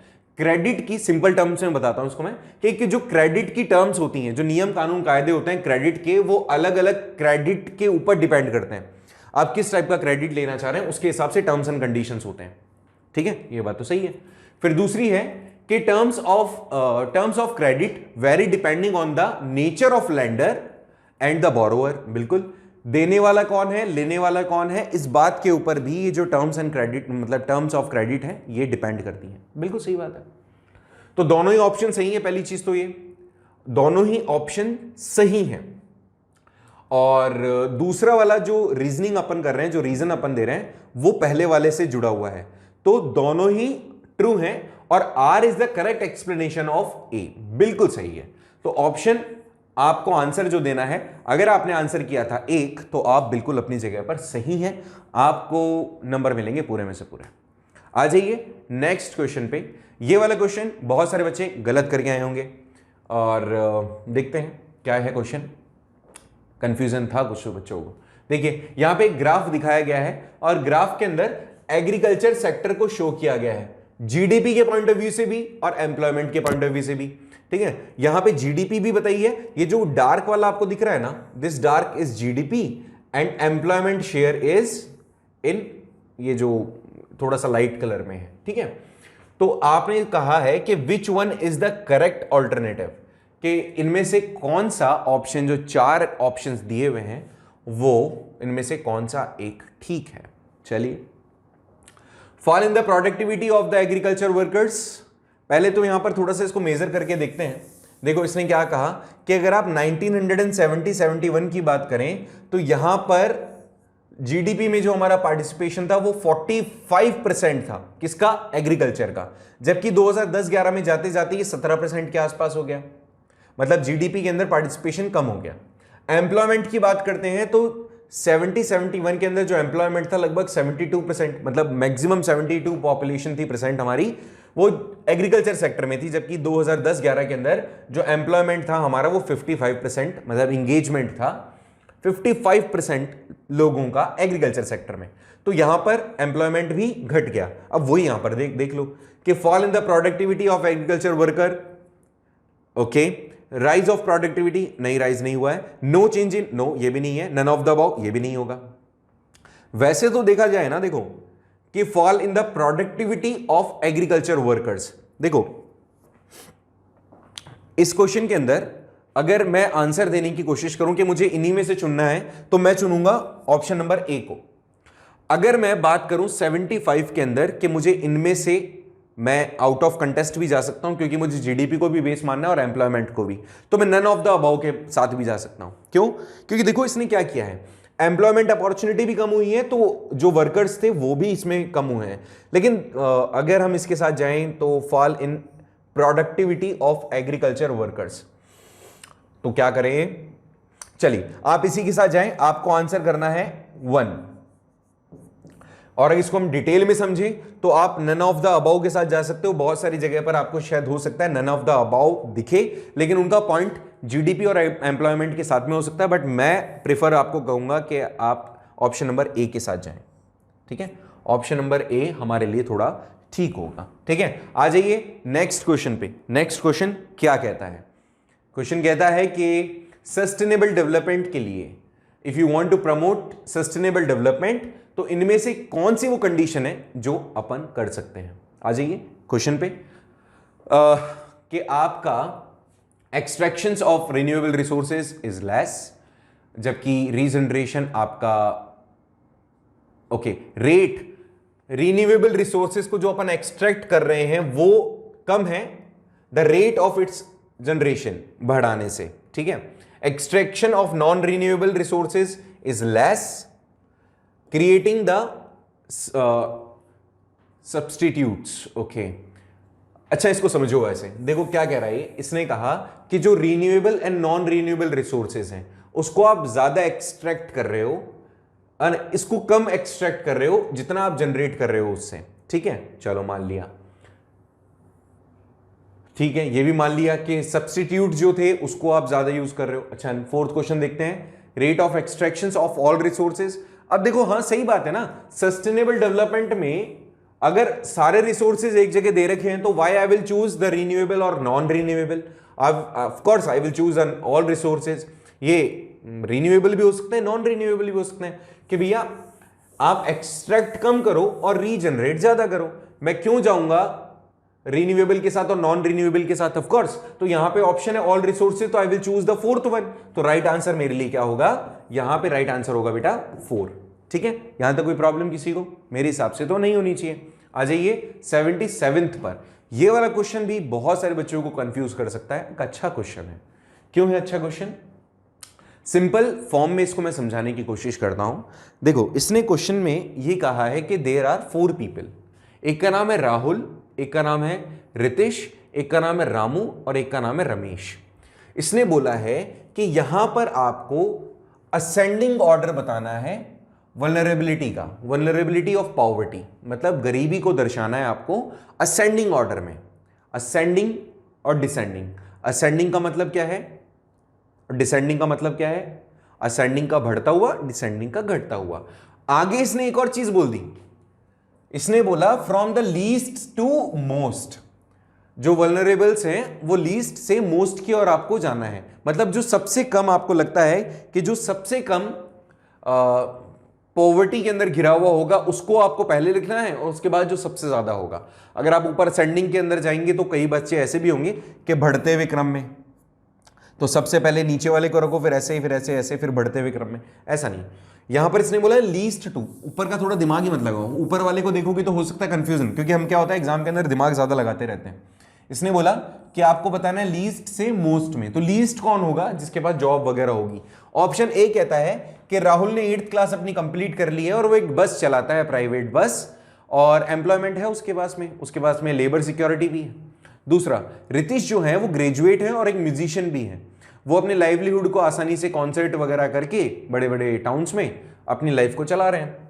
रामू इलिटरेट है बेचारा और एग्रीकल्चर लेबर के अंदर काम करता है, और उसके जो विलेज के अंदर गांव हैं वो सारी ड्राई लैंड्स हैं। ड्राई लैंड्स हैं मतलब इरिगेशन नहीं है और अच्छी क्रॉप भी नहीं होगी फिर तो। और जो रमेश है can read and right, Ramesh लिख पढ़ सकता है और वो कंस्ट्रक्शन वर्क के अंदर काम करता है डेली बेसिस पे, डेली वेजेस वर्कर है वो एक तरीके से। ठीक है, अब अपने को बताना है जो सबसे लीस्ट यहां पे पुअर होगा या पॉवर्टी में होगा, तो सबसे कम तो यहां पर होगा अपने पास में रितेश सबसे कम होगा। फिर उसके बाद में होगा जो 8th क्लास पढ़ा हुआ है राहुल जी, ड्राइवर हैं क्योंकि ये, और उसके बाद में है अपने रमेश, ये लेबर हैं डेली वेजेस, और रमेश के बाद में आएंगे रामू। ऐसा कुछ ऑप्शन है? Ritesh Rahul Ramesh Ramu, Ritesh Rahul Ramesh Ramu, option answer number 2। तो अगर आंसर 2 आपने किया है तो you are right at your place. तो आंसर 2 इसका एक सही ऑप्शन होगा हमारे लिए। आ जाइए नेक्स्ट पे। नेक्स्ट क्या है देखिए भाई, ये भी एक अच्छा क्वेश्चन है, दिमागदार क्वेश्चन है, दिमाग लगाना है, सिंपल क्वेश्चन है, इकोनॉमिक्स से जोड़ा जा सकता है। मैंने कहा था ना कुछ क्वेश्चन ऐसे भी हैं जो दिमाग लगाने वाले हैं, तो ये वो उनमें से एक था, और इसके पहले वाला भी। इसने कहा कि carpenter has a workshop near a market place in A small town, के एक कारपेंटर है जिसका स्मॉल टाउन के पास में मार्केट प्लेस पर एक वर्कशॉप है। ही एम्प्लॉयड 2 पर्सन, उसने 2 लोगों को एम्प्लॉयमेंट दिया, ए को और बी को, डेली वेजेस पे। जो कारपेंटर था वो अनहैप्पी था वर्कर्स के साथ, मतलब जो कारपेंटर है वो ए और बी दोनों के साथ में नाखुश है। क्यों? क्योंकि ए जो है वो इरेगुलर है और मोस्टली इधर ही कम्स लेट और गॉन होम अर्लियर, कि कई बार तो ऐसा होता है कि वो लेट आता है और जल्दी घर चला जाता है फॉर सम रीजंस, कुछ ना कुछ बहाने लगा देता है। But complete his assigned job on time, लेकिन जो भी उसको काम दिया जाता है वो with in the time complete कर लेता है। जैसा भी है ठीक है, लेकिन बी रेगुलर है लेकिन वो टाइम ज्यादा लेता है ए से, जो भी उसको काम दिया जाता है उसमें बहुत ज्यादा टाइम वो ले लेता है। Carpenter page same daily wages rate of the both, जो भी दिन के अंदर काम होता है डेली वेजेस के हिसाब से वो उसको पे करता है, दोनों को ही, ए को भी और बी को भी। Which of the following suggestion you would recommend to the carpenter, इनमें से दिए गए नीचे कुछ जो ऑप्शंस हैं, रिकमेंडेशंस हैं, सजेशंस है बाय योर साइड, इनमें से कौन सा देंगे आप? ऑप्शन ए कहता है let the carpenter pay the worker based on the piece job, कि भाई काम के हिसाब से दो, जो भी आप, इसने कहा कि आप इनको जो पेमेंट दे रहे हो वो पेमेंट आप करो इनके काम के बिहाफ पे, जो भी इनका वर्क ये दिया जा रहा है, साइन किया जा रहा है, उसके हिसाब से इनको पेमेंट करो। ऑप्शन बी कहता है कि जो कारपेंटर है पे करता है उसको पे करना चाहिए वर्किंग आवर के हिसाब से, basis of hour of the work, जितना वो काम कर रहे हैं उसको ज्यादा करो, that he can make person A more regular, जिससे कि वो ए को रेगुलर कर दे। बट व्हाट अबाउट बी, ठीक है, कि पर आवर इनको पैसा मिलना चाहिए। आगे आ जाओ, let the carpenter pay only half of the salary person B as he is not as efficient as the person A, कि बी को पैसा आधा दो क्योंकि वो ए के जितना एफिशिएंट नहीं है। और next, let the carpenter suspend person B and keep person A, कि बी को हटा दो ए को ही रख लो। अपने को सूटेबल सजेशन देना है, किसी की जॉब क्यों खा रहे हो, तो ये वाला तो गलत है बिल्कुल। इसके अंदर ये है कि हाफ ऑफ द सैलरी, ये लेबर एक्ट के अगेंस्ट में होगा। काम वो धीरे ही करता है लेकिन हो सकता है वो अच्छा करता हो, और पर आवर अगर देने लग जाएगा पैसा तो ये तो काम बी वाला जो है वो तो बहुत ही धीरे करता है। तो ऑप्शन ए बिल्कुल हमारे हिसाब से सही होना चाहिए कि भैया आप उसको ये सजेशन दो कि काम जितना दिया गया ना काम के हिसाब से उनको पैसा दो, कि भाई ये काम है, ये आपको करना है, इसमें आप चाहे 10 दिन लगाओ चाहे 20 दिन लगाओ, ये काम आपको करना और इसके बदले में आपको इतना पैसा मिलेगा। तो हमारे हिसाब से आंसर अगर आपने ए किया है तो आप अपनी जगह पर बिल्कुल सही हैं, और कोई भी आपको सही नंबर लाने से नहीं रोक सकता, ठीक है। तो 78 सही है आपके लिए। आ जाइए 79th क्वेश्चन पे। 79th क्वेश्चन क्या कहता है, देखिए भाई, 20 क्वेश्चन भी अभी तक नहीं हुए हैं। अच्छा क्वेश्चन है कि ना, farmers household in the West Bengal, all the adult members were involve in the activity of households on farm work. एक फार्मर है वेस्ट बंगाल के अंदर जिसके पास में अपना खुद का खेत वेत है, और उसके अंदर लगभग इस जगह के जितने भी लोग हैं ना वो सारे अडल्ट मेंबर्स एक्टिविटी करते हैं अपने खुद के फार्म में ही। The old could earn enough of income to lead a life of the basic necessities of life and little savings to meet emergency expenditure. लगभग इस तरह से काम करने पर जो भी लोग हैं वो अपनी बेसिक नेसेसिटीज को तो पूरा कर ही लेते हैं, साथ ही साथ वो जो इमरजेंसी में एक्सपेंडिचर होता है उसके लिए थोड़ा बहुत सेव भी कर लेते हैं, यूज भी कर लेते हैं। Last year eldest son aged 40 years was bedridden for almost a year due to the serious illness. Hence he could not particularly participate in the household's farming activity. Therefore his income of the household from the agriculture did not decline. हाँ देखो कितना सही, इतना ज्ञान देने के बाद में इसने एक लाइन यहां पर बोल दी और उससे हमारा ऑप्शन मुझे साफ साफ दिख गया कि इनकम किसी हाउस होल्ड की एग्रीकल्चर में डिक्लाइन नहीं हो किसी की एब्सेंस के साथ में। तो ये किस टाइप का एम्प्लॉयमेंट, अनएम्प्लॉयमेंट है। तो unemployment, how do you call generally the employment of eldest son of this house hold, कि जो बच्चा बड़ा है 40 साल का है और वो एग्रीकल्चर में जुड़ा हुआ है लेकिन उसके एब्सेंस से फर्क नहीं पहनता है, तो कौन सा अनएम्प्लॉयमेंट है इसमें से? क्या ये सीजनल है कि ये अंडर है कि डिस्गाइज्ड है और गेनफुल है? हम चिल्ला चिल्ला के गला फाड़ फाड़ के आपको बता चुके थे इसमें डेवलपमेंट वाले चैप्टर में कि एग्रीकल्चर सेक्टर में एक टाइप का अनएम्प्लॉयमेंट बहुत ज्यादा फैला हुआ है, वो है हिडन या डिस्गाइज्ड अनएम्प्लॉयमेंट। तो answer number 3 would be the right one. तो यहां पे आंसर 3 जो होगा वो सही होगा। आ जाइए नेक्स्ट पे, ऑप्शन मतलब क्वेश्चन नंबर 30 क्या कहता है कि आपके पास में when a mobile service customer wants to port out from the operator X to operator Y and the former operator denies to give the permission, which right is violated here.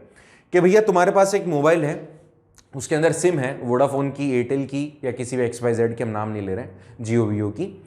तो ऐसे में अगर आपको पोर्ट कराना है, सोचिए आपको एक X कंपनी से Y कंपनी में जाना है और अचानक से कंडीशन ये हुई कि आपको वो जो आपका प्रोवाइडर है, सर्विस प्रोवाइडर है, वो आपको मना कर देता है कि भैया हम तो तुम्हें नहीं जाने देंगे, तुम तो बहुत अच्छे कस्टमर हो हमारे, तो आपका कौन सा राइट यहां पर छीना जा रहा है? Right to safety, right to choose, right to information, right to seek the redressal, कौन सा? Right to safety, right to choose, right to information, right to seek the redressal. Okay, right to choose correct होगा। क्यों correct होगा? क्योंकि आपको choices दी जा रही है लेकिन कोई आपको चूज करने से रोक रहा है, आपको कोई अपनी पसंदीदा चीज को चूज करने से रोक रहा है, तो यहां पे option 2 would be right. Okay, चलिए 20 क्वेश्चंस हो गए हैं और मेरे हिसाब से 20 के 20 आपके सही हैं। कुछ एक क्वेश्चन हो सकता है आपके गलत जाएं, कोई नहीं, कोई प्रॉब्लम नहीं है। आप देखिए नेक्स्ट क्वेश्चन, देखो मेरे हिसाब से वो तो आगे आने वाले 20 जो हैं वो सही जाएंगे। ये अच्छा क्वेश्चन है। इसने बोला है कि छत्तीसगढ़ बाउंड्री शेयर करता है 6 स्टेट्स के साथ। पहली चीज तो 6 के साथ नहीं करता, वो 7 के साथ करता है। छत्तीसगढ़ जो है अपनी बॉर्डर शेयर करता है 7 स्टेट के साथ। चलो और देखो आगे, तो इसमें बोनस हो सकता है, मिल जाए आपको। Which one of the following is the correct sequence of the bordering state in a clockwise direction start from the Jharkhand?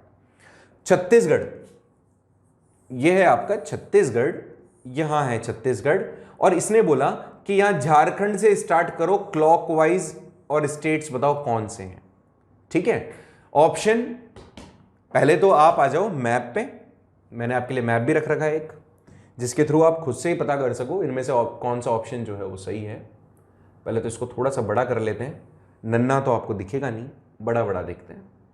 आ जाओ, और हाँ ये आ गए मिडिल पे अपन।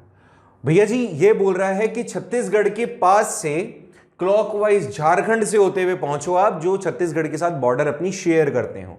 तो बॉर्डर शेयर करवाते हैं और देखते हैं कैसे शेयर हो रही है। देखो झारखंड से चलते हैं, ठीक है, झारखंड से चलते हैं, उड़ीसा पहुंचते हैं, आंध्र प्रदेश पहुंचते हैं, महाराष्ट्र पहुंचते हैं, मध्य प्रदेश पहुंचते हैं, उत्तर प्रदेश पहुंच जाते हैं।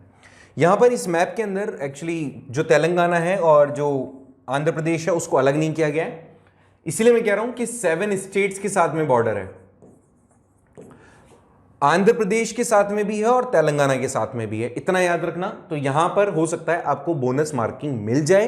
So keep in touch, keep in mind कि ऐसे में छत्तीसगढ़ की जो बॉर्डर शेयर होती है वो 7 स्टेट्स के साथ में होती है। अब यहां पर इसने क्या बोला है, यहां पर आ जाइए, देखिए ऑप्शन क्या क्या है, झारखंड उड़ीसा। अच्छा यहां से आओ, पहले तो ये देखो, झारखंड उड़ीसा आंध्र प्रदेश, झारखंड उड़ीसा आंध्र प्रदेश मध्य प्रदेश महाराष्ट्र, यूपी नहीं है इन ऑप्शंस में, यूपी नहीं है मेरे को इसमें, हाँ है यूपी है। ठीक है, तो ऑप्शन झारखंड उड़ीसा तेलंगाना महाराष्ट्र मध्य प्रदेश उत्तर प्रदेश, आंध्र प्रदेश भी तो है, तो यूपी या नहीं है। देखो इस वाले ऑप्शन के अंदर ऑप्शन नंबर जो ये थर्ड है ना, ये वाला मेरे को ठीक ज्यादा लगा। क्यों?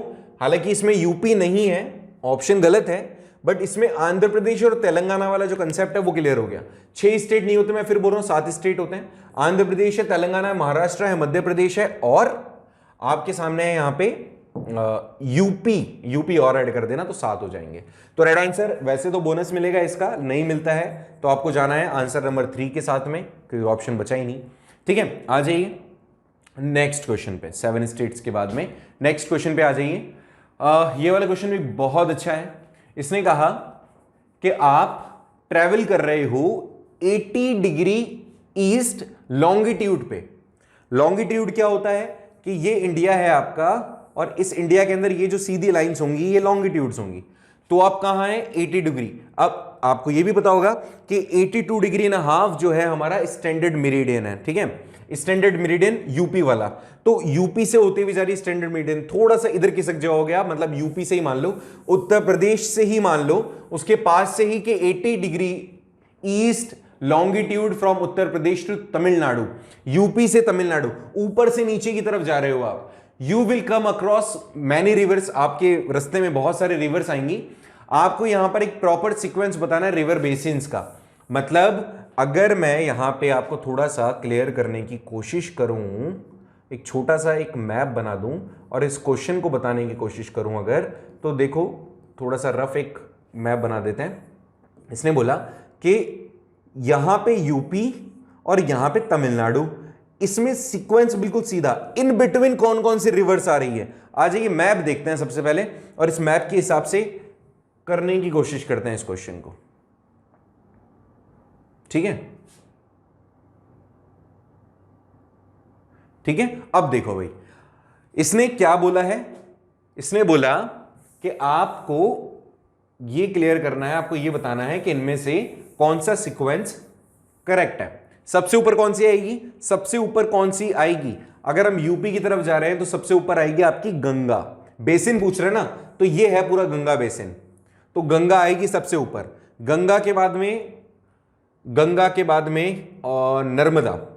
क्यों नर्मदा बोल रहा हूं मैं, क्योंकि गंगा के ठीक नीचे अगर मैं यूं सीधी एक लाइन खींच देता हूं तो कौन कौन सी आ रही है, पहले आ रही गंगा, फिर आ रही है नर्मदा, फिर आ रही है आपकी तापी, गोदावरी, गोदावरी के नीचे जाएंगे आप तो कृष्णा, फिर आएगी आपकी कृष्णा के बाद पिनर, उसके बाद कावेरी, और बस यही है। अब देखो इसमें मैच करने की कोशिश करते हैं कौन सा मिल रहा है अपने को। जो गलत ऑप्शन है पहले उसको हटाओ। कृष्णा इसने पहले डाल दिया, गलत हो गया। नर्मदा सही है, नर्मदा सही है, महानंदी नहीं, क्योंकि महानंदी आपके उड़ीसा की तरफ, तो ये वाला ऑप्शन भी गलत हो गया। दो ऑप्शन है अपने पास में, महानंदी, अच्छा देखो महानंदी फिर वो उड़ीसा की तरफ चला गया तो ये ऑप्शन भी गलत हो गया। कृष्णा आ गया, नर्मदा आ गया, गोदावरी सॉरी गंगा, नर्मदा, गोदावरी, कृष्णा और पेनरू और पलर, ये जो सीक्वेंस होगा मेरे हिसाब से राइट ऑप्शन होगा। तो आप जाइए आंसर नंबर 4 के साथ। अगर आपने आंसर किया है 4 तो आपका आंसर सटीक होगा, बिल्कुल सही होगा, इसमें कोई समस्या आपको होगी ही नहीं। ठीक है, आ जाइए नेक्स्ट क्वेश्चन पे। इन सारे क्वेश्चंस के लिए आपको जरूरी था आपने मैप अच्छे से किया हो, अगर आपने मैप नहीं किया है तो समस्या बच्चा हो सकती है। आ जाइए नेक्स्ट क्वेश्चन कहता है 83 के इनमें से कौन सा ऑप्शन करेक्ट नहीं है, अगर हम इंडियन मॉनसून के पॉइंट ऑफ व्यू से डिस्कस करें तो इनमें से कौन सा ऑप्शन करेक्ट नहीं है इंडियन मॉनसून के एस्पेक्ट में। Low pressure over the Indian land mass and relatively high pressure over the sea, ये बात तो सही है, तभी तो हाई प्रेशर से लो प्रेशर की तरफ विंड्स चलेंगी। तो मॉनसून विंड्स ऐसी तो होती हैं कि समुद्र में तो प्रेशर हाई हो जाता है और इंडियन लैंड मास पे प्रेशर लो हो जाता है, तो ये वाला तो बिल्कुल सत्य है, सत्य वचन। आगे आ जाइए, shift of the monsoon through the during the climate, ये भी बात सही है। क्यों कि शिफ्ट ऑफ मॉनसून जब हमारे यहां समर आगे चला जाता है, समर के बाद में मॉनसून क्या होता है, आता है, शिफ्ट होता है, तो this is also truth. Next है formation of high pressure over the Tibetan plateau, formation of high pressure over the Tibetan, नहीं ये रॉन्ग होगा। क्यों, क्योंकि हाई प्रेशर तिब्बतन प्लेट्यूज में विंटर सीजन में होता है, और ऐसा तो होगा नहीं कि तिब्बतन प्लेट्यूज में विंटर चल रहा है और हमारे यहां समर चल रहा है ना, ऐसा नहीं होगा, सीजन तो सेम ही रहेगा। तो तिब्बतन प्लेटो में हाई प्रेशर नहीं होता, लो प्रेशर होता है। तो अगर हम इंडियन मॉनसून के एस्पेक्ट में बात करें तो यहां पर तिब्बत में जब लो प्रेशर होगा ना तभी मॉनसून आएगा हमारे यहां, मतलब मॉनसून पे इफेक्ट पड़ेगा। तो this is the right one.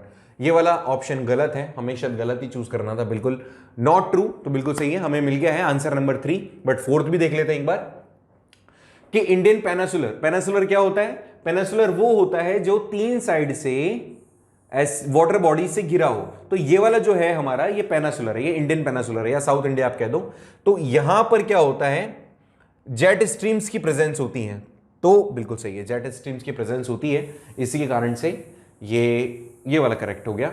Answer जो हमें मिल गया है, आंसर है आपका, द आंसर इज 3rd। अगर आपने तीसरा किया है तो आप बिल्कुल सही हैं। आ जाइए नेक्स्ट पे। ये वाला क्वेश्चन भी बहुत सारे बच्चों का गलत हुआ होगा कि इसने कहा सीमेंट इंडस्ट्रीज, मतलब सीमेंट को बनाने के लिए लाइमस्टोन चाहिए, कोल चाहिए और जिप्सम चाहिए आपको। इनमें से कौन सी वो स्टेट है जो पर्टिकुलर आपको सूटेबल एनवायरनमेंट प्रोवाइड करती है due to availability of these raw materials, कि यहां पर आसानी से रॉ मटेरियल अवेलेबल हो जाते हैं और इनके साथ में सफिशिएंट इलेक्ट्रिसिटी भी मिल जाती है आपको to produce the cement. Mizoram, Meghalaya, Manipur, Nagaland, आपको पता है 7 सिस्टर्स का पार्ट है ये चारों, और इसने कहा कि इनमें से कौन सा प्लेस है। एक चीज थोड़ी सरप्राइजिंग होगी कि इन चारों में से ज्यादा बड़े प्रोड्यूसर कोई भी नहीं है, ना तो लाइमस्टोन के, ना कोल के, ना जिप्सम के। राजस्थान का नंबर आ जाता है इसमें जिप्सम में और लाइमस्टोन में तो, और यहां पर इसने कहा कि कौन सीमेंट इंडस्ट्री अगर आपको लगानी है तो इनमें से कौन सा स्टेट होगा जहां पे सूटेबल एनवायरनमेंट आप गेन कर पाएंगे, जहां इलेक्ट्रिसिटी भी आपको मिल जाए। तो मेघालय बेटा वो इनमें से वो प्लेस है जहां पे इजीली एक्सेस हम कर सकते हैं, ठीक है। बाकी अगर आप देखेंगे तो मणिपुर को देखोगे, नागालैंड को देखोगे और मिजोरम को देखोगे तो ये काफी आउट है। और यहां पर सीमेंट ऐसा नहीं कि बार बार आपने सीमेंट बनाई और उसको हवाई जहाज में लोड कर रहे हो और फिर पहुंचा रहे हो। तो अगर आपको फैक्ट्री सेटअप करनी है तो मेघालय, इन चारों में से मेघालय विल बी सुटेबल।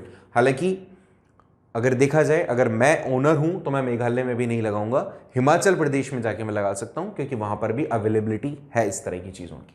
सो यहां पर तो मेघालय अगर आपने किया है तो राइट आंसर होगा, तो आंसर यहां पर होगा बेटा सेकंड, ठीक है। सही है, समझ में आ गया। आ जाइए नेक्स्ट पे। नेक्स्ट क्वेश्चन है कि वही दो स्टेटमेंट है और दोनों स्टेटमेंट्स आपको पढ़ने हैं, आपको बताना है इनमें से कौन सा स्टेटमेंट आपके हिसाब से करेक्ट है। तो कहते हैं कि लैटराइट सॉइल जो होती है वो एनवायरमेंटल कंडीशंस, अच्छा पहले सुनिए कि दोनों स्टेटमेंट में से कौन सा स्टेटमेंट करेक्ट है। ऑप्शन दिए हुए हैं यहां पे। एक स्टेटमेंट, फर्स्ट स्टेटमेंट है कि laterite soil are formed under the environmental condition of high temperature and heavy rainfall. बिल्कुल सही बात है ये कि लैटराइट सॉइल, जब मैंने आपको रिसोर्स वाला चैप्टर पढ़ाया था, resource and development 10th class, उसमें मैंने हर एक सॉइल के बारे में आपको डिटेल में समझाया था। उसमें लैटराइट सॉइल भी थी, उसके कुछ पॉइंट्स मैंने आपके साथ डिस्कस किए थे। फर्स्ट वाला स्टेटमेंट बिल्कुल उस पॉइंट के साथ में मैच कर रहा है कि लैटराइट सॉइल सिर्फ तब बनती है जब टेम्परेचर भी हाई हो और हैवी रेनफॉल हो। लैटराइट सॉइल कैसी होती है? ऐसी भुरभुरी सी होती है, मतलब गांठ गांठ सी बन जाती है, ठीक है। तो ऐसा कब होगा बेटा? जब रेनफॉल भी होती है, इसके साथ में टेम्परेचर भी ज्यादा होता है, तो तुरंत ही मिट्टी सूख जाती है और काफी ज्यादा बरसात होती है। इसके अलावा इंटेंस लीचिंग भी होती है। Intense leaching result in the loss of humus contents and lesser presence of micro organism. ये भी ठीक बात है, ये स्टेटमेंट भी सही है। इसी सॉइल के अंदर जब मैं पढ़ा रहा था आपको तो ये भी बताया था कि यहां पर ह्यूमस कंटेंट की भी कमी होती है और माइक्रो ऑर्गेनिजम्स जो होते हैं उनकी प्रेजेंस भी काफी कम होती है। तो these two statement, both statement are right. अब इनमें से क्या है, इसमें इसने पूछा है कि statement 1 is true, statement 2 is false. ये भी गलत, ये भी गलत। बोथ स्टेटमेंट आर ट्रू, ये बात सही। And the statement 1 provide explanation of statement 2, ये बात सही है, बिल्कुल करेक्ट, कि यहां पर टेम्परेचर ज्यादा है, रेनफॉल ज्यादा है ना, इसी के कारण तो जो ह्यूमस कंटेंट्स हैं यहां पर नहीं मिलता, क्योंकि रेनफॉल ज्यादा है, बह जाएगा जो भी यहां पे कंटेंट होगा। साथ ही साथ जो माइक्रो ऑर्गेनिजम्स होंगे उनकी प्रेजेंस भी यहां पर नहीं होगी क्योंकि टेम्परेचर ज्यादा होगा, तो सिस्टम इनके लिए अडॉप्टेशन वाला नहीं होगा। तो राइट आंसर 85 में थर्ड होगा। If you have chosen the right answer, third one if you have chosen, then you are right at your place. 85 के अंदर आंसर नंबर 3। आगे आ जाइए। नेक्स्ट क्वेश्चन क्या कहता है, देखिए नेक्स्ट क्वेश्चन कहता है 86 के अंदर कि which of the following is not true about the sea port of India. India की सी पोर्ट्स, कुछ सी पोर्ट्स हैं, उनके बारे में अगर देखा जाए तो उनमें से कौन सा ऑप्शन जो है वो सही नहीं है। चलिए देखते हैं कि Visakhapatnam is the deepest land locked and well developed port. Visakhapatnam तो बहुत अच्छा पोर्ट है, बिल्कुल सही बात है कि ये लैंड लॉक पोर्ट भी है और वेल डेवलप्ड भी है, बिल्कुल सही। सेकंड है कि Chennai is an inland riverine port, riverine port, okay, ये ऑप्शन मुझे गलत लग रहा है। इनलैंड रिवरलाइन का मतलब होता है कि रिवर्स फ्लो कर रही होती हैं और रिवर्स में इनलैंड मतलब आसपास में जमीन होनी चाहिए और वहां पर यह पोर्ट एग्जिस्ट करता है। चेन्नई ऐसा नहीं है, चेन्नई के साथ में आपका मतलब सी आपको लग जाता है, कॉस्ट लग जाता है, तो चेन्नई ये वाला ऑप्शन गलत हो जाएगा। Mumbai is the biggest port, ये बिल्कुल सही बात है और सही बात है। सारे ऑप्शन, मुझे तो सी ही है जो गलत लग रहा है, सी नहीं, सेकंड वन चेन्नई वाला। क्यों? क्योंकि कैलकाटा है बेटा, कैलकाटा इसका राइट आंसर हो रहे हैं। कैलकाटा होता ना तो ये सही हो जाता कि इनलैंड रिवराइन जो पोर्ट है वो कैलकाटा है, नॉट चेन्नई। तो यहां पर जो राइट आंसर एक ही तो पूछ रहा है, not true about the ports, ठीक है। तो answer number 2 would be right one, ठीक है। फिर लास्ट वाला भी नहीं है इसमें, आ जाइए। ये वाला क्वेश्चन थोड़ा सा आपके समझने वाली बात है, इस क्वेश्चन को थोड़ा सा समझना जरूरी है। देखो इसने क्या कहा, इसने साफ साफ बोला है कि it is the opening time of central school in India 7:30, 7:30 Indian standard time के हिसाब से, जो कि कितना होता है Indian standard, 82 degree and half, तो उसके हिसाब से 7:30 बजे स्कूल चलता है।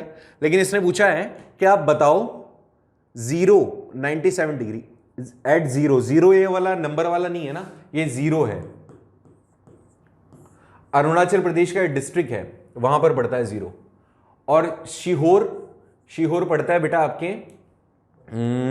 यूपी में, एमपी में, सॉरी एमपी में, करेक्ट, एमपी के अंदर पड़ता है आपका सीहोर। तो वहां पर इसने बोला कि 0 और सीहोर के बीच में रेस्पेक्टिवली टाइम क्या होगा। बहुत ही सही सिंपल कैलकुलेशन है मैथमेटिक्स की, हमने की भी थी जब इसको हम पढ़ रहे थे, कि 0 और सीहोर के बीच में क्या टाइम होगा रेस्पेक्टिवली। चलिए इसको एक बार सॉल्व करने की कोशिश करते हैं, अगर आपने नहीं किया है तो। देखो कैलकुलेशन देखा जाए तो बहुत ही सिंपल है, वैसे तो तुम जानते होंगे इसको कैलकुलेट करना, तुम जानते हो वैसे तो यार, सारी चीजें जानते हो, समझदार बच्चे हो।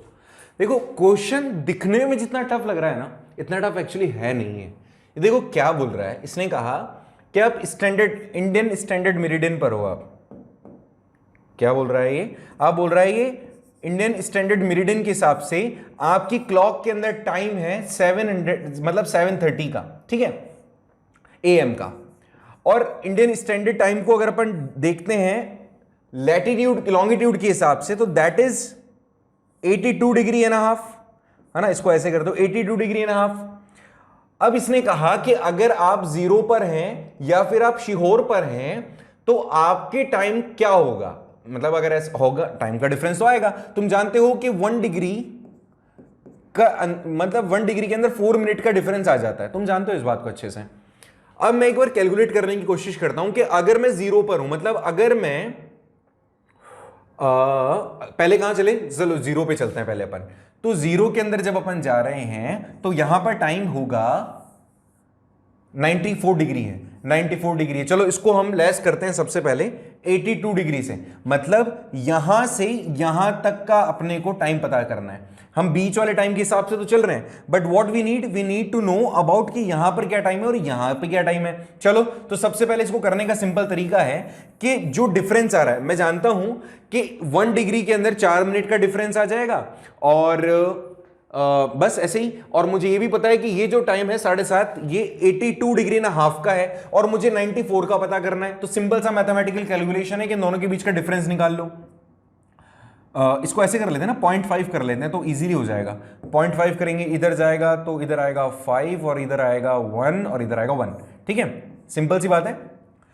तो 11.5 मुझे दिख गया, 11.5 डिग्री, मतलब जो मेरी क्लॉक में डिफरेंस आ रहा है ना, अगर मैं लॉन्गिट्यूड के हिसाब से बात करता हूं तो 11.5 डिग्री का मेरे डिफरेंस आ रहा है। बात समझ पा रहे हो तुम मेरी, मैं क्या कहना चाह रहा हूं? बहुत बहुत सिंपल है। देखो इसने कहा कि आपकी वॉच में 7:30 बज रहे हैं, 7:30 का मतलब है 7:30 का मतलब है 82 डिग्री एंड हाफ, ठीक है, ये 7:30 का मतलब।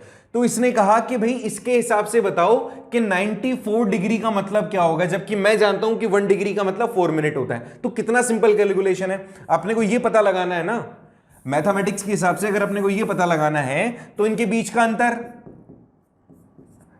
का अंतर मतलब 11.5, यहां पर टाइम कितना होगा, तो मुझे पता है 11.5 डिग्री है, मिनट में कन्वर्ट करना है टाइम के लिए, तो 4 से मल्टीप्लाई कर दूंगा। 4 से मल्टीप्लाई करूंगा तो मेरे पास में आ जाएंगे, मल्टीप्लाई करो एक बार, 6 5 20 44, तो लगभग यहां पर आ गया अपने 46 मिनट्स। कितना आया? 46 मिनट्स। अब मेरे को मिल गए 46 मिनट्स, यहां पर मुझे इस टाइम के अंदर 46 मिनट्स ऐड करने पड़ेंगे, क्योंकि ये ज्यादा है और उधर वाला कम होगा। कैसे होगा? देखो यहां पर सूरज है, यहां पे आपकी लाइट पड़ रही है, तो पहले लाइट यहां पड़ेगी तो दिन यहां पर पहले होगा, यहां लाइट बाद में पड़ेगी, इसलिए मैं टाइम को यहां ऐड कर रहा हूं, लेस नहीं कर रहा हूं, ठीक है। तो इसमें 46 ऐड करूंगा तो 30 मिनट तो ये हो गए, और 8 बज गए और 16 मिनट और, तो 16 मिनट और से मुझे लग रहा है यहां पे साफ साफ पता लग रहा है कि 8:16 होंगे 0 पर, ठीक है। आ जाओ सेम ऐसा ही कैलकुलेशन, वही 46 मिनट्स अब लेस करने पड़ेंगे मुझे, तो यहां पर ऑप्शन जो 6:48 जो दिख रहा है ये भी सही है। तो अगर आपने आंसर इसका किया है 3, तो आप अपने प्लेस पे बिल्कुल परफेक्ट है, राइट है, करेक्ट है, कोई आपको हिला नहीं सकता, डुला नहीं सकता। Answer 3 is right. ओके, आ जाइए नेक्स्ट पर। नेक्स्ट क्वेश्चन क्या कहता है, सेम वही 2 स्टेटमेंट है, इनमें से एक स्टेटमेंट आपको चुनना है कि कौन सा करेक्ट है। क्वेश्चन 88 क्या कहता है, देखिए कि यहां पर जो गिवन स्टेटमेंट्स हैं, इन स्टेटमेंट्स को आप पढ़ें और करेक्ट को चूज करें। ठीक है, ये आपके जो चैप्टर है, ये आपके जो क्वेश्चन आया है वो बेसिकली जहां तक मुझे लग रहा है this is from the industrialisation, है ना, इंडस्ट्रियलाइजेशन से आ सकता है। Expansion of railways, plantation, agriculture, commercialisation, scientific forestry, नहीं ज्योग्राफी से है ये।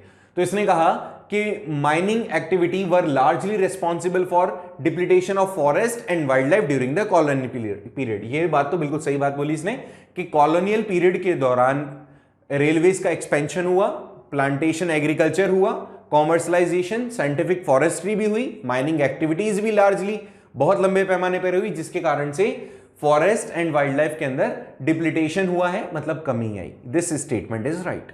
दूसरा, unequal access in equitable consumptions of resources and differently sharing of responsibilities for environmental well-beings are the causes of depletion of biodiversity. This statement is also right. ये statement भी ठीक है। Okay, अलग अलग है ये वाला स्टेटमेंट और ये वाला स्टेटमेंट। चलो अब ये ऑप्शन को देखते हैं कि statement 1 is true, second is false, ये गलत, ये भी गलत। बोथ स्टेटमेंट आर ट्रू, ये सही। And provide explanation of the statement 1, नहीं ये वाला सही नहीं है। देखो स्टेटमेंट तो सही है बट ए एंड बी आपस में कहीं ना कहीं रिलेट ही नहीं कर रहे हैं ना। तो इसने बोला है कि दोनों स्टेटमेंट ट्रुथ हैं but statement 2 does not provide the explanation of statement 1। This is right one. If you have mark the 4 as a right option then you are right at your place. 88 completed. 89th थोड़ा सा time ज्यादा लग रहा है ना, तो उसको अपन थोड़ा जल्दी जल्दी खींचने की कोशिश करते हैं। ठीक है, यहां पर दिए हुए कुछ लेक्स हैं, ठीक है, वलार है, हरिके है, सांबर है और केईबुल है। ये लेक्स हैं, ये किस तरह से कॉमन है? क्या यहाँ पे वाइल्ड लाइफ सेंचुरीज हैं, क्या ये वेटलैंड्स हैं, नेशनल पार्क्स हैं, बायोडाइवर्सिटीज हैं? Volar lake Jammu and Kashmir, Harike ये पड़ता है पंजाब में, सांबर राजस्थान में, और केबुल पड़ता है आपके मणिपुर में। केबुल के साथ तो एक क्वेश्चन और जुड़ जाता है, ये फ्लोटिंग लैंड है। ठीक है, ये जो अपने नेशनल पार्क होते हैं ना, ये नेशनल पार्क है फ्लोटिंग वाला। तो ये तो है आपका नेशनल पार्क, ये है आपकी लेक्स। इनमें से कौन सी चीज है जो कॉमन है? क्या ये वाइल्ड लाइफ सेंचुरी है, नेशनल पार्क है, वेटलैंड है, बायोस्फीयर रिजर्व्स हैं? ये तीनों ही। एक चीज मुझे कॉमन यहां साफ साफ दिख रही है, देखो यहां पर इन लेक्स में पानी आता है, जमा होता है एंड वो मतलब उसको वेट कर देता है, मार्शी लैंड होती है। तो ये वाले सारे कैसे हैं? वेटलैंड्स में आते हैं। तो all the 4 are common by one thing, that they all are wetlands. तो इफ यू हैव डन और if you have write the second answer then you are right. तो इसका सही आंसर होगा बेटा 2। नेक्स्ट है बेटा, इनमें से आपको बताना है कि कौन सा ऑप्शन सही है। Column A, column B is there. ठीक है, सेंसस 2011 के हिसाब से you need to choose the right option. Column A को कॉलम बी से मैच करना है। इसके अंदर मैंने फिर वही ट्रिक यूज करनी है कि एक ऑप्शन पकड़ लो और एक ऑप्शन से फिर मैच करते चलो। यहां पे अगर केरला आता तो मैं जानता हूं 2011 के हिसाब से केरला बस थोड़ा सा ही पीछे था 100% लिटरेसी से, बट केरला के साथ में यहाँ पे तमिलनाडु दे रखा है, इसकी लिटरेसी रेट भी काफी अच्छी है। तो कॉलम ए के अंदर स्टेट है और सेक्स रेशियो पूछा है इसने कि which of the following is proper combination. तो मैच करना है अपने को। तो ये तो सारा सीधा सीधा डेटाज हैं जो आपको याद रखना था। तो यहां पर मैच करते हैं तमिलनाडु को 1996 से। ये मुझे अच्छे से ध्यान है कि आपको पता होना चाहिए। अगर आप इस तरह के क्वेश्चंस में एक भी अच्छे से अश्योर्ड हैं तो उसको पहले मार्क कर लो ऑप्शंस में। अगर एक तीसरे में कहीं देखो मैं इस चीज के लिए अश्योर हूं तो मार्क करके देख लेते हैं। ए थर्ड से कहां मैच कर रहा है? ए थर्ड से कहां मैच कर रहा है? ए थर्ड से मैच कर रहा है इसमें। ठीक है, एक ही है। तो पहली चीज तो मुझे मेरा आंसर मिल गया।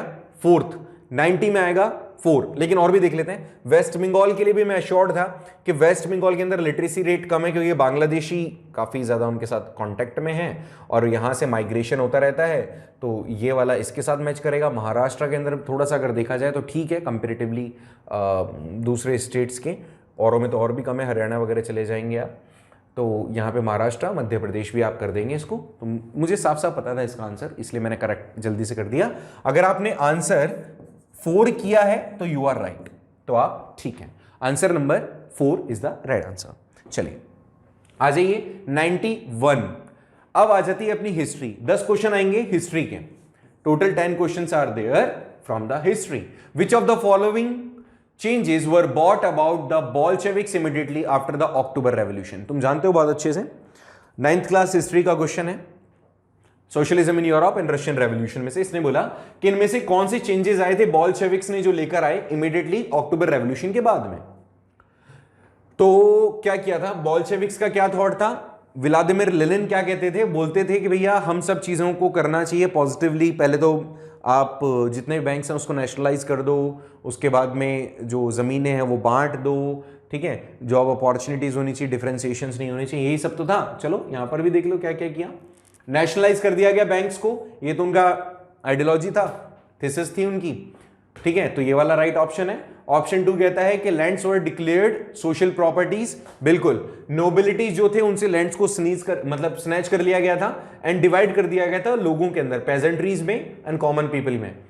तो ये वाला ऑप्शन भी ठीक है, ठीक है, ये वाला ऑप्शन भी राइट है कि जमीनों को लेकर के बांट दिया गया था, नोबिलिटी से ले लिया गया था। नेक्स्ट है विलेजेस में जो बोल्शेविक्स एनफोर्स करते हैं integration of the large houses with no regards of the family, नहीं, फैमिली के हिसाब से उन्होंने हाउसेस को बांटा था ना, उन्होंने हाउसेस को बांटा था, बड़े बड़े हाउसेस को, कि कितनी रिक्वायरमेंट है। इसने देखो क्या कहा है, केवल एक नो लगा दिया, इस नो के कारण अपना आंसर ही चेंज हो गया। अगर ये नो नहीं होता तो ये ऑप्शन भी सही होता कि बोल्शेविक्स ने बड़े बड़े घरों को ले लिया था और जिनकी जितनी रिक्वायरमेंट थी उसके हिसाब से इन्होंने बांट दिया था। तो ऑप्शन 3 इज रॉन्ग। 4 है कि उन्होंने ऑफिशियल्स के लिए, आर्मीज के लिए नई ड्रेस डिजाइन की थी, दिस इज राइट आंसर। तो 4th भी सही है। पहला, दूसरा और चौथा किसमें दिख रहा है आपको? आपको दिख रहा है ऑप्शन नंबर 2 में, तो ऑप्शन 2 इज राइट आंसर। आ जाइए 22 पर। 92, विच of the following statement is incorrect about the portraits of Mariana and Germania?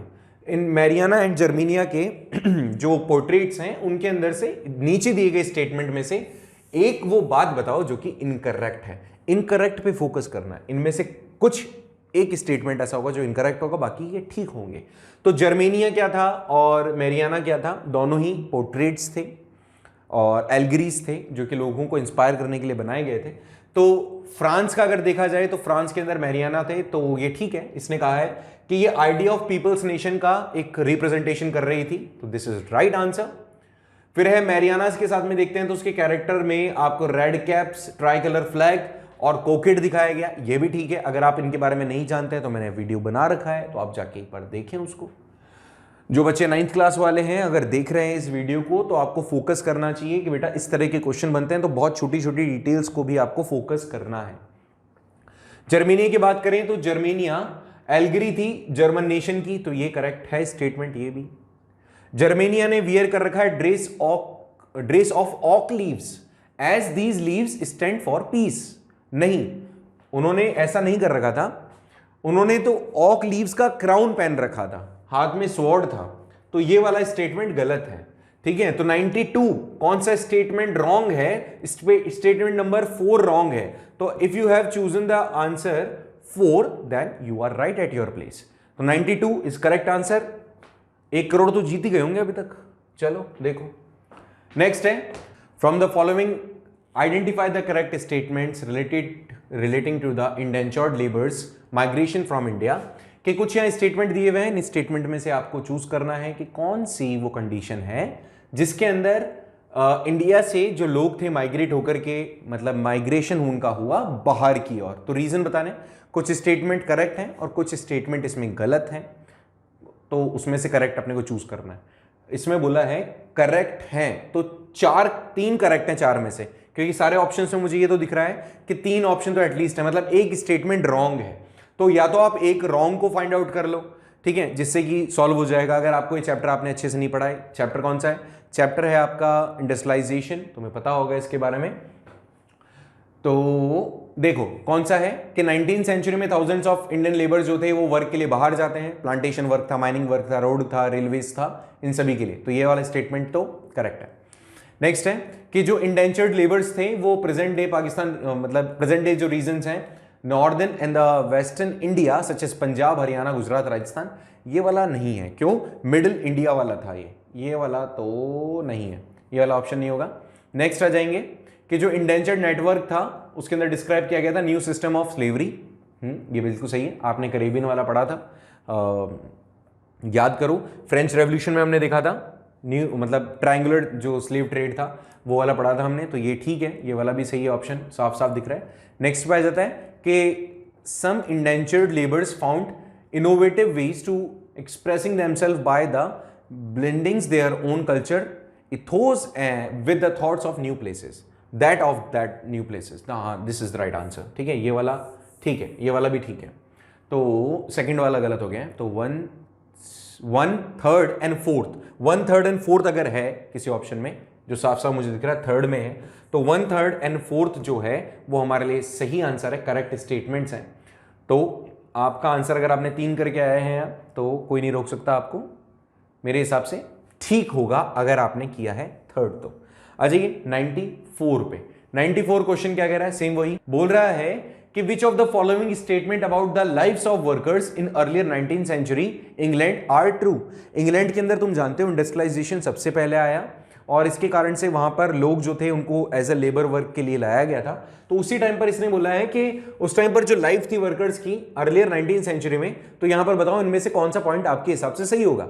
Option A, not all of them had access to the job in the cities as urban employed still dependent on the social and familial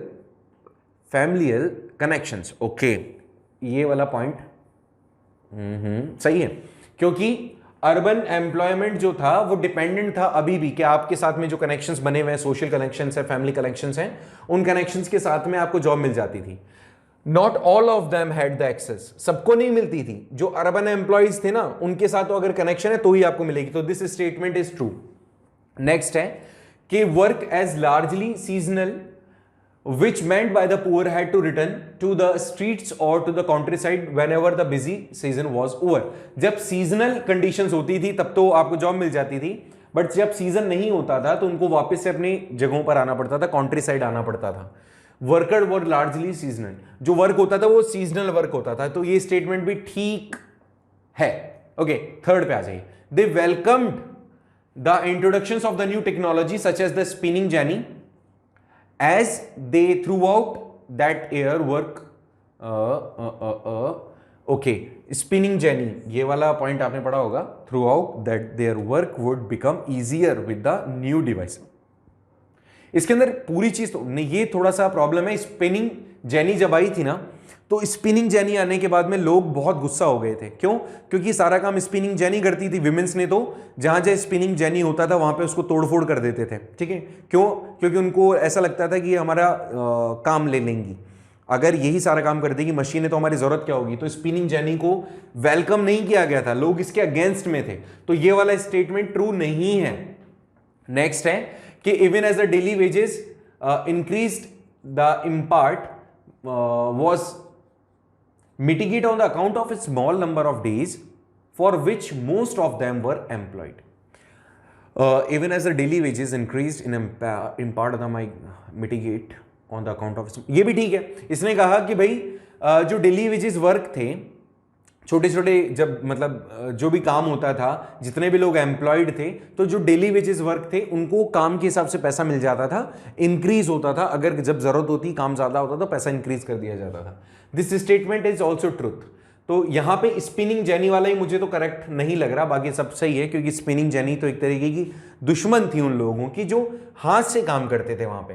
तो ये जो नई technology थी इसको welcome नहीं किया गया था। तो इनमें से जो मुझे ऑप्शन दिख रहा है 1, 2 एंड 4th, फोर्थ आंसर जो है हमारे लिए, आंसर नंबर जो 4 है, that answer is right for us. 94th में 4th, ओके, नेक्स्ट पे आ जाइए।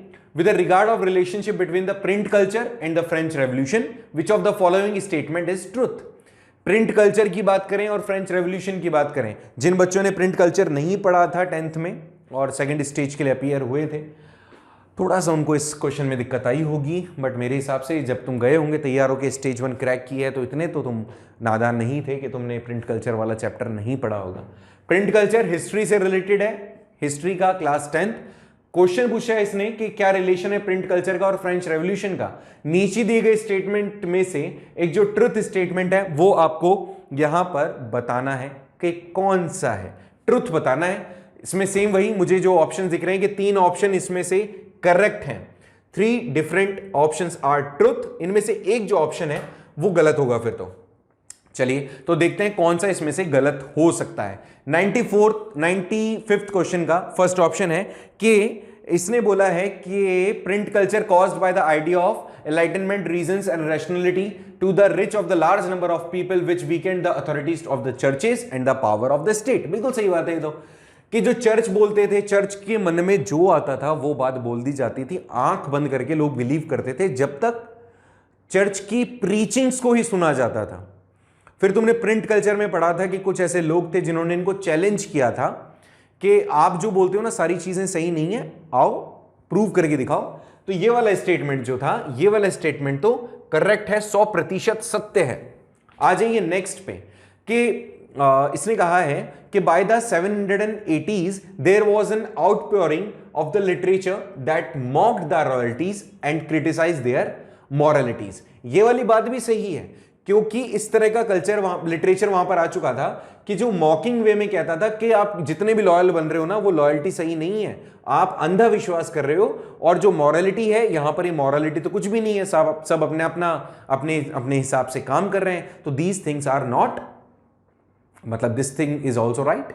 नेक्स्ट इसने कहा जो थर्ड पॉइंट है, थर्ड पॉइंट ये कहता है कि print created a new culture and dialogues and debates that made people reevaluate their long held views, beliefs and assumptions।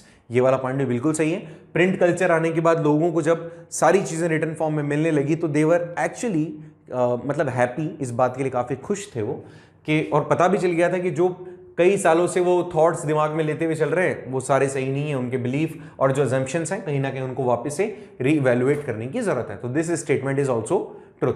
जब ऊपर के 3 सही है तो चौथा तो गलत हो गई, चलो चौथा फिर भी पढ़ लेते हैं एक बार। The print culture spread in a way that did not at all became the means of for the expansion of monarchial and church propaganda. बिल्कुल सही बात है, बिल्कुल सही बात नहीं है, सॉरी। इसने कहा the print culture spread in a way that it did not at all became the means for all the expressions of monarchial church propagandas. मतलब मोनार्कियल और चर्च का जो प्रोपेगेंडा था उसको एक्सपेंशन करने के लिए प्रिंट कल्चर मतलब एक नया रास्ता देता है, ठीक है। तो ये वाला क्वेश्चन, ये वाला तो नहीं है, ऐसा कुछ भी नहीं था, ठीक है। तो मेरे को पहली भी बात ये वाला सही है तो ये वाला तो गलत होगा ही ना। तो सीधी सी बात है, प्रिंट कल्चर का मेन तो यही सेंस था। प्रिंट कल्चर का वैसे इससे कोई रिलेशन नहीं है, चर्च प्रोपेगेंडा भी प्रिंट कल्चर के थ्रू फॉलो किया गया था, एक्सप्रेस किया गया था, और मोनार्कियल भी। क्यों? प्रिंट कल्चर का मतलब जिन बच्चों ने नहीं पढ़ा उनको थोड़ा सा हिंट दे देता हूं। प्रिंट कल्चर मीन्स जब प्रिंट पहली बार हमारे सामने आए, चीजों को प्रिंट करके लोगों को दिया जाने लगा, वो था प्रिंट कल्चर। अब ऐसे में चर्च प्रोपेगेंडा भी फैला था, मोनार्की भी फैली थी, लेकिन ये केवल उसी के लिए नहीं था, प्रिंट कल्चर के थ्रू केवल यही नहीं किया गया था, और भी कई सारी चीजें थी। तो इसमें ऑप्शन नंबर 2 मुझे साफ साफ दिख रहा है, जिसमें क्वेश्चन मतलब ऑप्शन नंबर 4 नहीं है, तो मैं जाऊंगा ऑप्शन नंबर 2 के साथ। तो अगर आपने भी ऑप्शन नंबर 2 चूज किया तो यू आर राइट। आ जाइए नेक्स्ट पे, नॉन कॉपरेशन मूवमेंट से रिलेटेड कौन सा स्टेटमेंट है? Following statement associated with the non corporation movement. It was the first movement started by Mahatma Gandhi. नहीं, इंडिया के अंदर तो उन्होंने सत्याग्रह शुरू किया था, ठीक है। आगे देखिए, Indian institutes were created to replace the British administration. Indian institutes, नहीं, ये वाला पॉइंट भी नहीं। इसने बोला है एसोसिएटेड विद नॉन कॉर्पोरेशन, तो ये एसोसिएट नहीं करता। आगे इसने कहा है कि it is called the total boycott of the all arms of British administration by the Indians. कि इसने कहा कि इसने ब्रिटिश एडमिनिस्ट्रेशन की जितनी भी टाइप्स थे या जितने भी तरीके थे, उन सभी को इसने क्या किया, बॉयकॉट कर दिया। तो हाँ ठीक है, नॉन कॉर्पोरेशन में यही तो होता है कि हम आपको कॉर्पोरेट नहीं करेंगे, और कॉर्पोरेट किसको नहीं करेंगे, एडमिनिस्ट्रेशन को। तो ये वाला स्टेटमेंट ठीक लग रहा है मुझे। और खिलाफत movement also begin with this movement, बिल्कुल सही बात है। पहले ये नॉन कॉर्पोरेशन मूवमेंट था, फिर ये नॉन कॉर्पोरेशन खिलाफत मूवमेंट बन गया। तो ये दोनों स्टेटमेंट ठीक है। ऑप्शन नंबर ऑप्शन 3 एंड 4, मतलब ये ऑप्शन 3 एंड 4 करेक्ट है, और ऑप्शन 3 एंड 4 इसमें मुझे दिख रहा है। तो अगर आपका आंसर था थर्ड तो आप सही हैं। आ जाइए 97th पे, सेम वही असर्शन दिया है, रीजन दिया है कि civil disobedience movement could not get the support of all section of the society. Civil disobedience movement को पूरे सेक्शंस ने सपोर्ट नहीं किया। रीजन क्या था कि क्या untouchable were not moved to the concept of Swaraj, कि untouchables were not moved by the concept of Swaraj, कि अनटचेबल्स को इनको दूर रखा गया था। जो स्वराज था ना, इनसे अनटचेबल्स को दूर रखा गया था, मूवमेंट में पार्टिसिपेट नहीं करने दिया गया था। दोनों ट्रुथ हैं, दोनों स्टेटमेंट सही हैं। ऑप्शन देखो दोनों गलत, दोनों मतलब ये ठीक नहीं, ये नहीं है, दोनों ट्रुथ हैं। ए इज नॉट एक्सप्लेनेशन, नहीं ए एक्सप्लेनेशन है, मतलब ए का करेक्ट एक्सप्लेनेशन अगर आप देखना चाह रहे हैं तो आर है। तो बिल्कुल यहां पे ऑप्शन, अगर आंसर देखा जाए 4 तो 4 सही होगा बेटा, ठीक है। क्योंकि सिविल डिसोबीडियंस मूवमेंट में सारे लोग नहीं आ पाए थे, क्योंकि अनटचेबल्स को मौका नहीं दिया गया था। यही तो था कि सिविल डिसोबीडियंस मूवमेंट के बाद में जो भीमराव अंबेडकर थे, उन्होंने गांधी जी के साथ में जो डिस्कशन चल रहा था वो यही चल रहा था कि भैया इस तरह की कंडीशन हम देखते हैं जो कि सही नहीं है, और गांधी जी भी इस बात में थे कि सबको साथ लेके चलना पड़ेगा, तभी ये चीजें हो सकती है। तो ऑप्शन 4 इज राइट। एक फर्स्ट वर्ल्ड वॉर के बारे में स्टेटमेंट दिया गया है कि फर्स्ट वर्ल्ड वॉर जो था वो अनयूजुअल वॉर था। क्यों ऐसा? फर्स्ट वर्ल्ड वॉर एक अनयूजुअल वॉर था because it was involve in the world's leading industrial nations. इसने पूछा है अनयूजुअल था, तो ऑब्वियसली जो जो इसके लिए पॉजिटिव होंगे ना वो बताना है अपने को। तो इसके अंदर वर्ल्ड के जितने भी इंडस्ट्रियल नेशंस थे उनके बारे में डिस्कस करना चाह रहा है कि कौन से ऑप्शंस हो सकते हैं। तो यहां पर इसने बोला है it involve the world's leading industrial nations. ठीक है, ये बात सही है, ये वाला पॉइंट सही है। नेक्स्ट आ जाता है weapons of the mass destructions were used at the large scale, ये भी बिल्कुल सही है। नेक्स्ट आ जाता है कि British policies were responsible for the outbreaks of war, ये नहीं था। क्यों? क्योंकि इसमें दो पावर थी, एक तो थी एक्सिस और एक थी central power. First world war में सेंट्रल पावर, तो एक्सिस पावर में ब्रिटेन था, अमेरिका आया था बाद में, इसके अलावा रशिया भी था। ठीक है, तो ब्रिटेन ही नहीं था केवल, तो इसमें ब्रिटेन नहीं आएगा। इसने क्या कहा है, इसने आपसे पूछा है कि ब्रिटिश पॉलिसीज रेस्पॉन्सिबल, तो ये गलत हो गया। The divide into 2 super blocks, ये सेकंड, ये वाला अगर सेकंड में होता ना तो मैं ज्यादा इसको करता। ठीक है, तो the world was divided into 2 power blocks. देखो 2 पावर ब्लॉक्स में सेकेंड वर्ल्ड वॉर में हुआ था, लेकिन यहां पर भी वही बात थी, एक तो होते अलाइंड पावर, एक थे एक्सेस पावर। ठीक है, तो आप इसमें क्या करो, इसको करेक्ट ही मानो। वैसे अगर मैं दिमाग लगाता ज्यादा तो सेकंड वर्ल्ड वॉर होता तो मैं ज्यादा दिमाग लगाता, ये वाला ऑप्शन मैं वहां पर करेक्ट कर गया था, बट थोड़ा डाउट है और तुम्हारे पॉइंट ऑफ व्यू से आएगा तो इतना डीप नहीं आएगा। वैसे तो 12th के अंदर इसको काफी अच्छे से एक्सप्लेन किया गया था पॉलिटिक्स में। आप जाएंगे 4th के साथ, यहां पे जो आंसर होगा 4th वाला ठीक होगा, 3rd वाला इसमें गलत आंसर बताया गया। नेक्स्ट क्वेश्चन की बात करें, अगर हम नाजिज्म के बारे में बात करते हैं तो नाजिज्म क्या है उसको एक बार करेक्ट करने की यहां कोशिश करते हैं। क्वेश्चन कहता है कि जो लेविन्सराम था, ये जो कंसेप्ट था लेविन्सराम का, नाजिज्म के थ्रू प्रोपोगेट किया गया था, मतलब नाजीज से जुड़ा हुआ था। ये कंसेप्ट क्या था?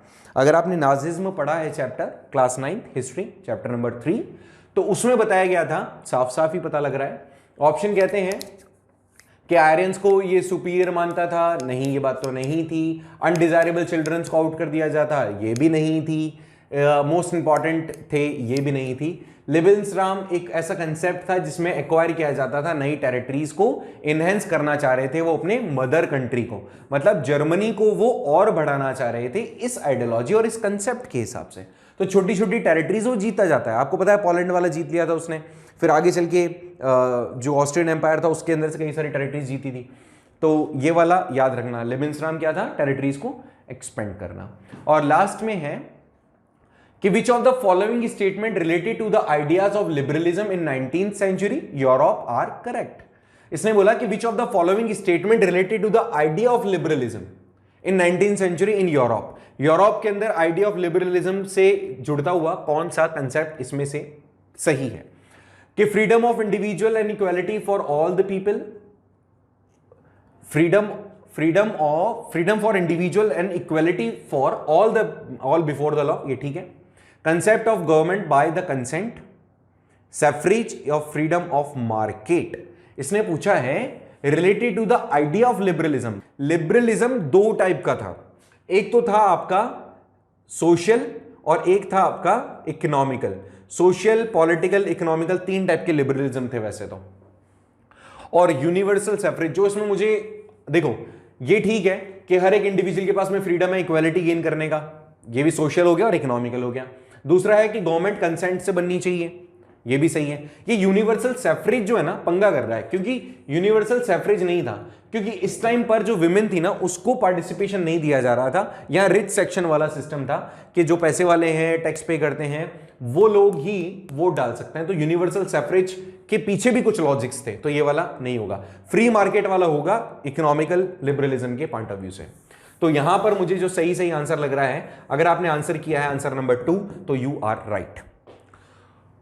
काफ़ी बड़ा एक एक्सप्लेनेशन हो गया, बट ये आपको एक्सप्लेनेशन कहीं ना कहीं बहुत हेल्प करेंगे। जो बच्चे अपीयर हो रहे हैं सेकंड स्टेज में, या जो अभी एनटीएससी इस साल देने वाले हैं फर्स्ट स्टेज और सेकंड स्टेज, उनको ये सॉल्यूशन देखने चाहिए। उनको हेल्प मिलेगी कि क्या हुआ था पिछले साल, किस तरह का क्वेश्चन आया था और उसने कैसे इसको कहीं ना कहीं हेल्प किया हमें। तो दिस मस्ट बी देयर, इसको आपको पढ़ना चाहिए, ठीक है। तो आप इनको सबको देखिएगा, मेरे हिसाब से आपको कोई प्रॉब्लम आएगी नहीं। If you have doubt in any of the questions तो आप पूछ सकते हैं टेलीग्राम चैनल के थ्रू भी। बने रहना जरूरी है आपको इस तरह के सॉल्यूशंस या इस तरह के क्वेश्चंस के लिए आगे भी हमारे चैनल के साथ में। Thank you so much for joining this session. हम आगे पढ़ेंगे और आगे कॉन्टिन्यूसली हमारे लेक्चर्स रखेंगे। स्टेज 1 के लिए प्लीज़ प्रिपेयर करें, नेक्स्ट मंथ जो आपके एग्जाम होंगे। तो उसमें कोई प्रॉब्लम आती है तो नो डाउट आपको हमें कॉन्टैक्ट करना है और हम आपकी हेल्प के लिए हमेशा तैयार हैं। Thank you so much for joining the class. मिलते हैं नेक्स्ट लेक्चर में।